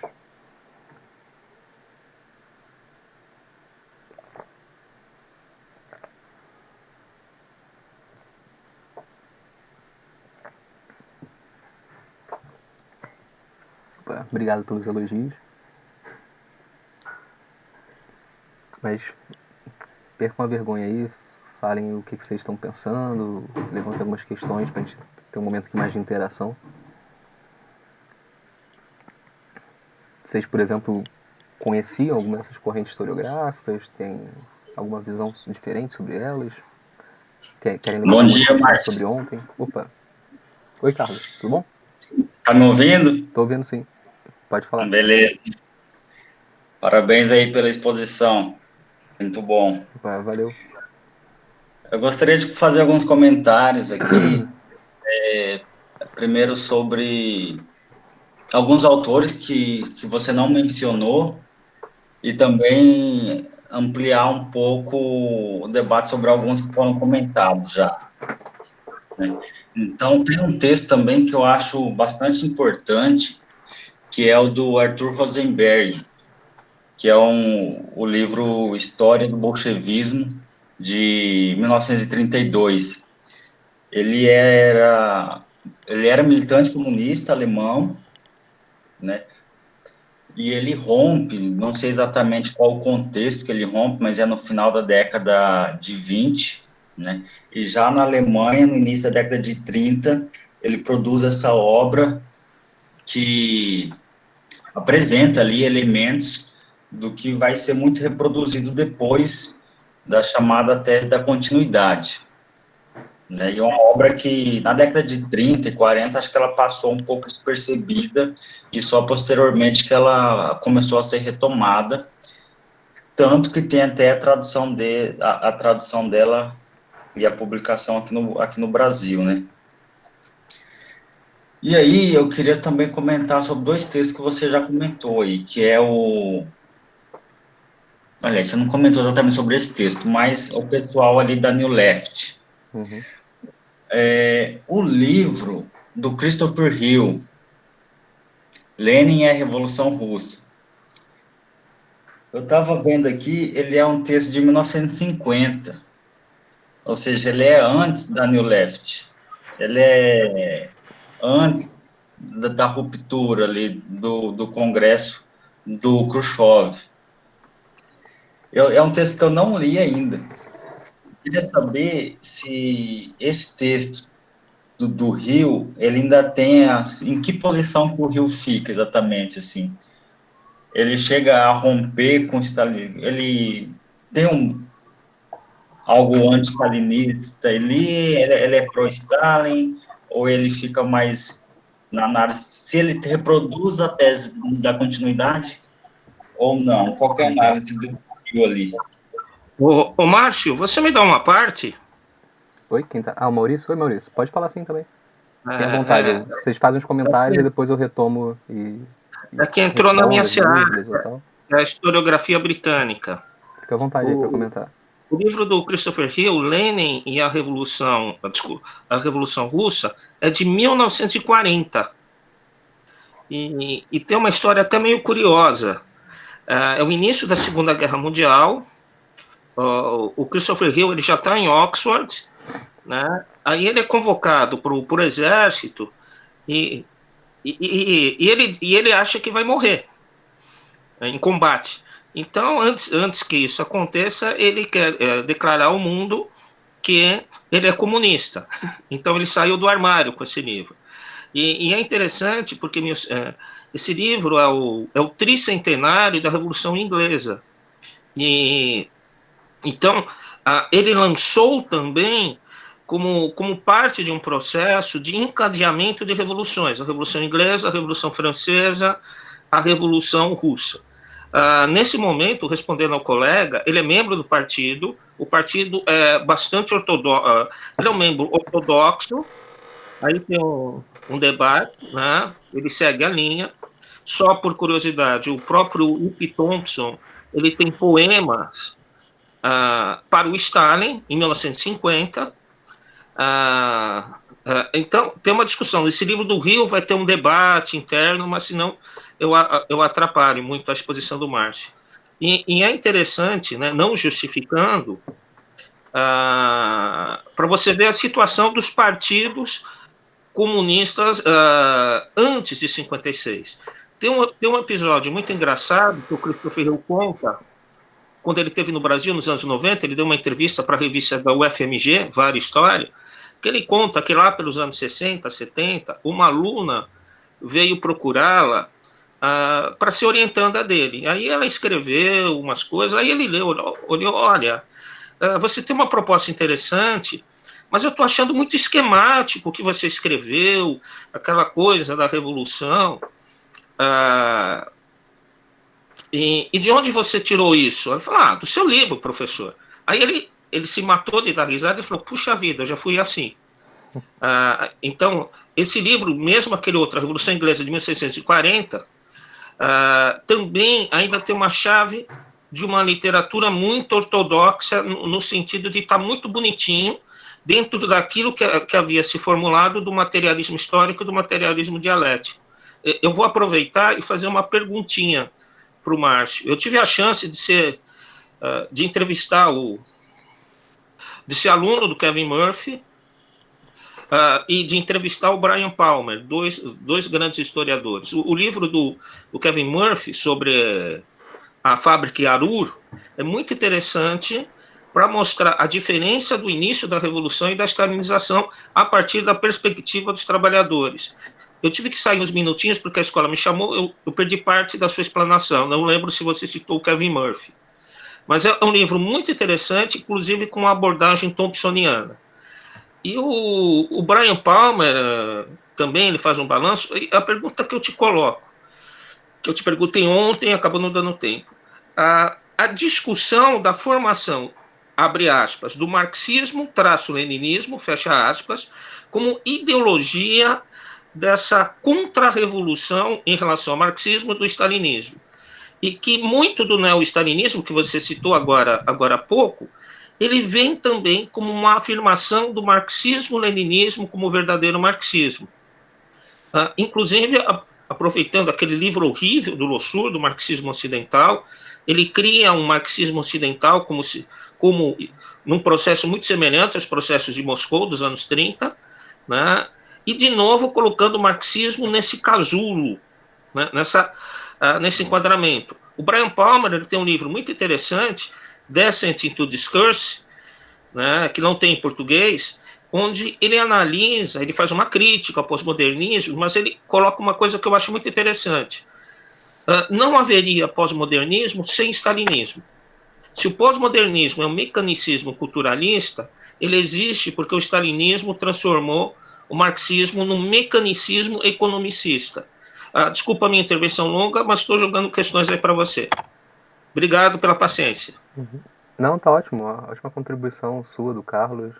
Esse ponto do pós-modernismo eu concordo completamente, até porque os novos filósofos, né, que vão inaugurar na França o pós-modernismo, muitos deles são anticomunistas que vieram do Partido Comunista francês, né? Você tem uma passagem ali pelo comunismo e vão buscar, como você falou, fazer o contrário do que era esse dogma mecanicista do marxismo-leninismo, né? Basicamente revertem ele no espelho. Sobre o que o Carlos tinha comentado, né? Acho que realmente vale destacar que assim, tem uma produção. Você mencionou o Rosenberg, né, que ele vai ter elementos ali de defender a tese da continuidade e tal. Essa tese da continuidade, apesar de ser um marco fundamental da sovietologia, ela não é exclusividade, né? Eu mencionei aqui de passagem que o Marc Ferraud, por exemplo, que já é de uma outra escola historiográfica, né, mais ligada à história social, também reproduz em alguma medida a tese da continuidade. Ela é, na verdade, abraçada por todas as vertentes que condenam o bolchevismo, né, por mais que sejam simpáticas ao processo da revolução. Então, leituras anarquistas, por exemplo, também vão sempre destacar que o stalinismo não é uma ruptura, ele é já uma radicalização dos autoritarismos do bolchevismo, né? Vão pegar uma série de episódios como a supressão das revoltas camponesas, a supressão da revolta de Kronstadt, e vão afirmar essa tese da continuidade a partir daí, né? Destacando o momento já de autoritarismo na época do Lenin, do Trotsky, como precedente para o stalinismo. Também vertentes como, por exemplo, que vão defender a tese do capitalismo de Estado, né? Então, a chamada esquerda comunista, principalmente na Alemanha, né? Com alguns nomes aí que vão se destacar como o Panekoek, em alguma medida Bordiga na Itália, enfim, nomes que vêm do seio do movimento comunista, mas vão romper com ele em determinado momento, vão dizer que os bolcheviques na Rússia estão traindo os ideais comunistas, também vão ter uma série de leituras muito parecidas com essa, né, da tese da continuidade, dizer que, na verdade, o stalinismo ele é uma radicalização de erros que já vinham sendo cometidos pelo próprio Lenin, pelos próprios bolcheviques já desde o início. O Maurício também mencionou aqui no chat maoísmo, né, o maoísmo também, quando rompe com a União Soviética e vai falar da restauração do capitalismo, né? Boa parte do maoísmo ele é ainda muito reivindicador de Stalin e vai tratar o Khrushchev como ponto de ruptura. Mas tem alguns setores do maoísmo que são críticos também a algumas práticas, né, que, principalmente no contexto ali da Revolução Cultural, vão fazer algumas críticas a práticas que viriam diante do próprio Stalin, ainda que tem uma chave muito mais de apologia ao stalinismo, né? Mas eu acabei me perdendo do que eu estava comentando. Assim, enfim, tem essas várias reivindicações da tese da continuidade, né, que não ficam restritas à sovietologia, não ficam restritas ao totalitarismo. Dentro da esquerda socialista e dentro até mesmo de setores da esquerda comunista, a gente encontra afirmações nesse sentido que vão condenar o stalinismo junto com a condenação do bolchevismo.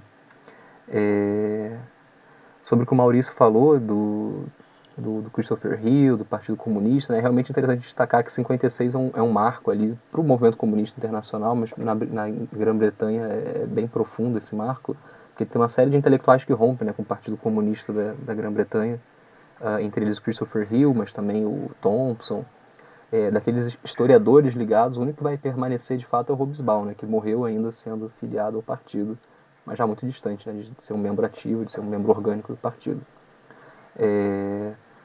E além das revelações, entre aspas, do Khrushchev, né, as críticas que o Khrushchev faz ao Stalin, tem também um evento muito importante que é em 56, que é a Revolução Húngara, né, quando os trabalhadores da Hungria se levantam contra o stalinismo, tentam organizar o que a gente poderia chamar de Soviet, né, de conselhos de trabalhadores, em defesa de um socialismo democrático, e é duramente reprimido, assim como o que é mais conhecido lá, a Primavera de Praga, né, que foi reprimida pela União Soviética, pelas tropas do Pacto de Varsóvia. Também em 56 ocorre essa repressão muito dura, né, da Revolução Húngara.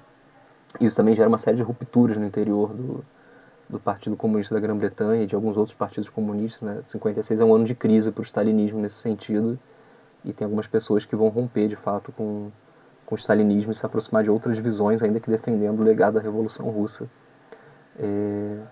Sobre o que o Maurício levantou, já tinha levantado ontem, acabou não dando tempo de comentar com mais detalhes, sobre marxismo-leninismo.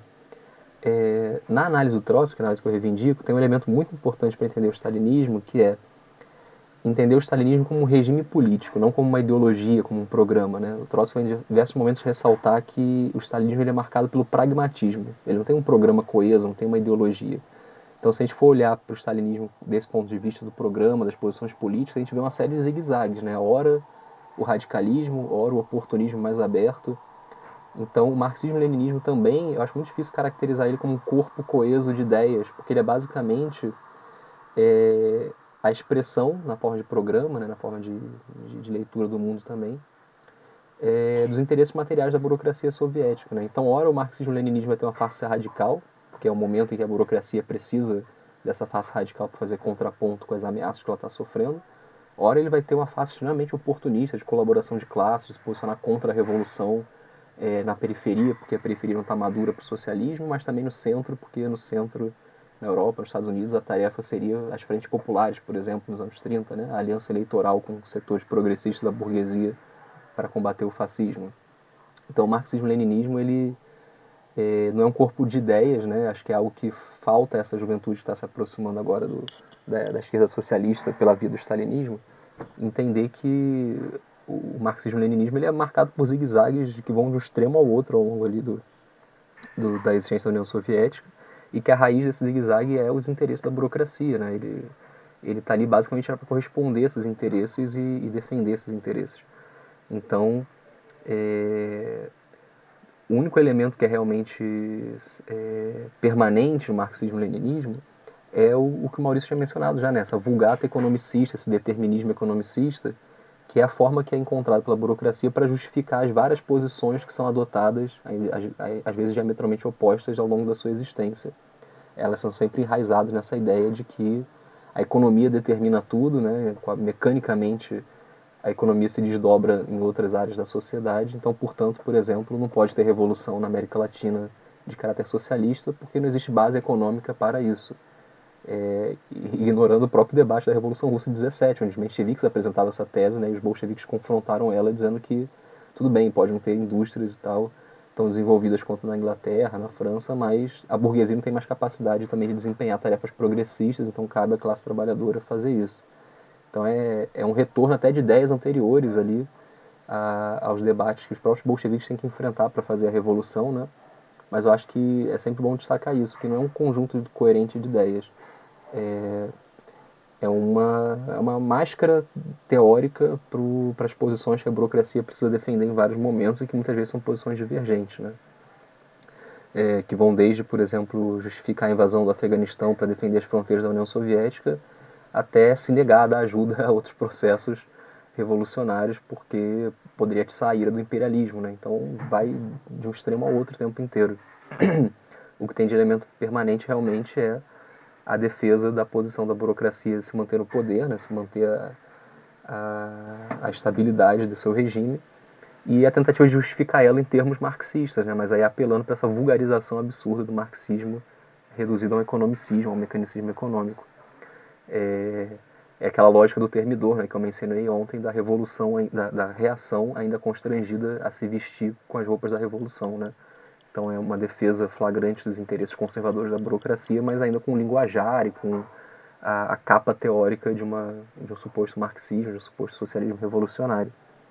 Que também é algo que esses apologistas do stalinismo não debatem, né, não enfrentam essas muitas contradições aí do stalinismo enquanto programa político, né? Seus muitos oportunismos, colaboração de classes e a negação da Revolução Internacional. O Thiago Gomes escreveu um comentário aqui, deixa eu dar uma olhada. Um dos principais pontos autores revisionistas que eu conheço é o ataque ao Lenin. O Gelatelli, por exemplo, vai dizer que o Lenin não foi uma figura central no processo revolucionário, que não fez parte de várias reuniões importantes. Você poderia falar mais sobre o Lenin, como ele se tornou uma figura de liderança? Ontem eu falei um pouquinho disso, acho que é legal realmente aprofundar, porque também abordar o papel do Lenin na Revolução é abordar o papel das massas, né? O papel de que o Partido Bolchevique não era algo com plano pré-determinado, que simplesmente chegou lá e se impôs às massas. Eu mencionei ontem as variações de posições que o Partido Bolchevique teve ao longo da Revolução. O Lenin, quando estoura a Revolução, ele está no exílio ainda, né? Ele está já, acho que 12 anos exilado, desde a Revolução de 1905, se não me engano. E ele entra em divergência direta com aquelas posições que são adotadas ali pelo Stalin, pelo Kamenev, de colaboração com o governo provisório, né? De um apoio crítico ao governo provisório, e de buscar uma fusão com os mencheviques, né? O Lenin ele tem um conjunto de documentos que é chamado de Cartas do Exílio, geralmente é publicado sobre esse nome nessa coletânea de documentos e artigos que o Lenin manda para serem publicados no Pravda, enquanto ele ainda não retorna para a Rússia. E ele é extremamente crítico a essa linha de apoio ao governo provisório, de apoio de busca de fusão com os mencheviques, né? Essa ideia de que a Rússia não está madura com a revolução socialista. Ele chega inclusive a dizer que a posição do Stalin e do Kamenev é uma posição de fura-greve, né? Eles estão basicamente traindo a revolução. Então Lenin ele chega em abril, e as teses de abril são pontos de virada importantes no debate interno do partido. Vai ter uma reunião no mês seguinte, né, em maio, onde vai ser debatido qual programa vai ser adotado de fato durante a Revolução. E tem esse embate aí muito duro, né? O Lenin, quando ele retorna para a Rússia, ele é saudado ali pelas bases do partido, mas é visto com muito desdém pelos líderes que estão naquele momento à frente do Partido Bolchevique, porque ele é visto como um radical, como um trotskista que quer fazer a Revolução Socialista sem ter condições materiais para isso. Ele é muito criticado como alguém que perdeu o contato com a Rússia por conta dos anos de exílio, que por isso não está entendendo direito o que está acontecendo e está adotando posições erradas. Então ele precisa fazer uma batalha interna muito dura para se alçar a liderança novamente do partido como uma liderança programática, né? Fazer valer suas posições programáticas frente a essa outra ala. E aí, nesse sentido, ele tem um papel fundamental, que é o de impedir que o partido exploda. Porque ele não é a única voz crítica nesse momento, né? Eu acho que eu mencionei ontem que o setorial mais proletário do partido em Petrogrado, que era o setorial do bairro Fabril de Vyborg, estava chamando o Comitê Central, por conta dessas posições de apoio ao governo provisório, de contra-revolucionário. Estava dizendo que ele tinha que expulsar o Kamenev e o Stalin do partido, porque eles estavam traindo a revolução com essas posições. Então o Lenin ele tem uma importância, sem dúvidas, mas essa importância está muito ligada também ao fato de que setores das massas defendiam o programa que ele defendia, setores de massas do partido tinham essa mesma posição, e ele cumpre o papel de porta-voz desses setores, inclusive de impedir que o partido exploda, né, de conseguir manter a unidade do partido ao longo do processo revolucionário, como o líder dessa ala mais radical do partido, né? E ele inclusive traz o Trotsky para dentro, né, o grupo do Trotsky, para dentro do partido bolchevique a partir dessa posição de necessidade de todo o poder ao soviet, de revolução proletária, fortalecendo então essa ala mais radical do partido com outros agrupamentos que também defendiam a mesma posição. E aí é realmente um processo de disputa interna e de ascensão novamente do Lenin, que era visto ali como um fundador, um antigo líder, um antigo quadro, mas que não estava mais no país há muitos anos, não tinha uma ligação direta com as bases. É um momento de reconstrução desse vínculo do Lenin com as bases do partido e cumpre um papel fundamental a partir daí, né, desse retorno, dessa disputa interna. Realmente tem algumas tentativas de diminuir o papel dele, né, mas elas se chocam diretamente com os fatos, com as evidências históricas que a gente tem, inclusive são evidências que também são muito incômodas para o regime, para o discurso stalinista, né, que tenta apresentar o Stalin como também um co-dirigente da revolução. Não é que ele não tivesse importância, mas claramente ele tinha posições ali divergentes dentro da ala mais radical do partido, depois que ele vai se adequar às posições do Lenin. E a gente vê o Lenin cumprindo um papel aí de liderança fundamental, né, de conduzir o partido de forma unificada como porta-voz da sua ala mais radical. E depois também, ao longo dos primeiros anos de construção da União Soviética, né? A União Soviética, de fato, só vai existir em 1924 com esse nome. Mas, enfim, de construção daquele regime revolucionário, o Lenin também cumpre um papel central ali como um hábil mediador entre as várias alas do partido que vão ter divergências sobre vários fatos, sobre como terminar a guerra com a Alemanha, sobre reintroduzir ou não relações de mercado ali com a NEP, né, com a nova política econômica nos anos 20. Então ele tem um papel não só de líder teórico, mas também um papel muito importante de mediador entre as várias frações e vários grupos internos. Realmente não tem possibilidade de tentar reduzir esse papel dele, essa importância histórica que ele tem, por mais que também não seja legal a gente hiperdimensionar, né, achar que tudo se reduz ao Lenin. Não, existia muita disputa, né? O Mosh Living destaca muito isso, né, de que o Lenin ele era um líder, ele era nesse sentido de que ele conquistava suas posições através do debate, da disputa, e tinha assim essa legitimidade a partir do convencimento, diferente das teses de que era autoritarismo de cima para baixo, né? Enfim, de que o stalinismo já estava colocado desde o início. Chegaram mais alguns comentários aqui, deixa eu dar uma olhadinha.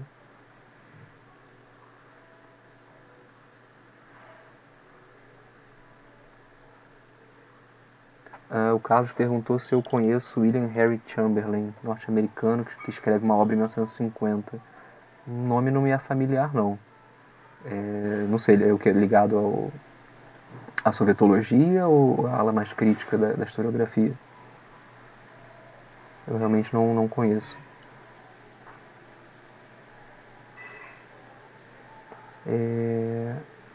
Bom, vocês querem levantar mais algum comentário? A gente ainda tem aqui uns 5, 6 minutinhos. Mais alguma questão?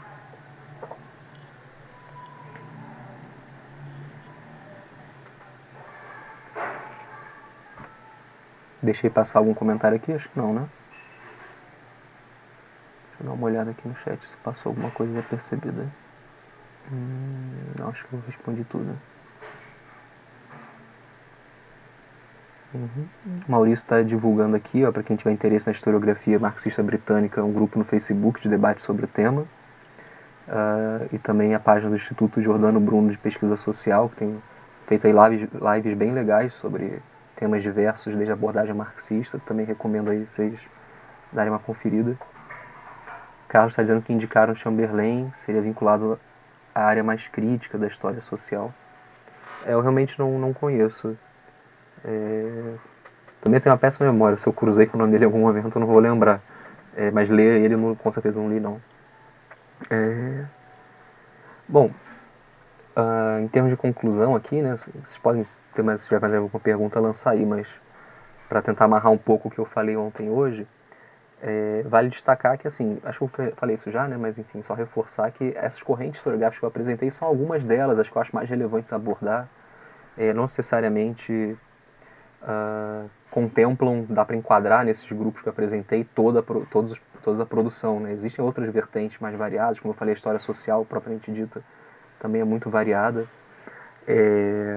Maurício, por exemplo, falou do Kevin Murphy e do Brian, né, do Brian Palmer. Ambos são marxistas, por exemplo, mas têm posições muito divergentes sobre a União Soviética, né? O Kevin Murphy se vincula à tese do capitalismo de Estado, a partir da interpretação do Tony Cliff, que hoje em dia tem aí no Alex Kalinick, talvez o principal porta-voz dessa tese, né? Que enfim, é ligado ao mesmo grupo político fundado por Tony Cliff na Grã-Bretanha.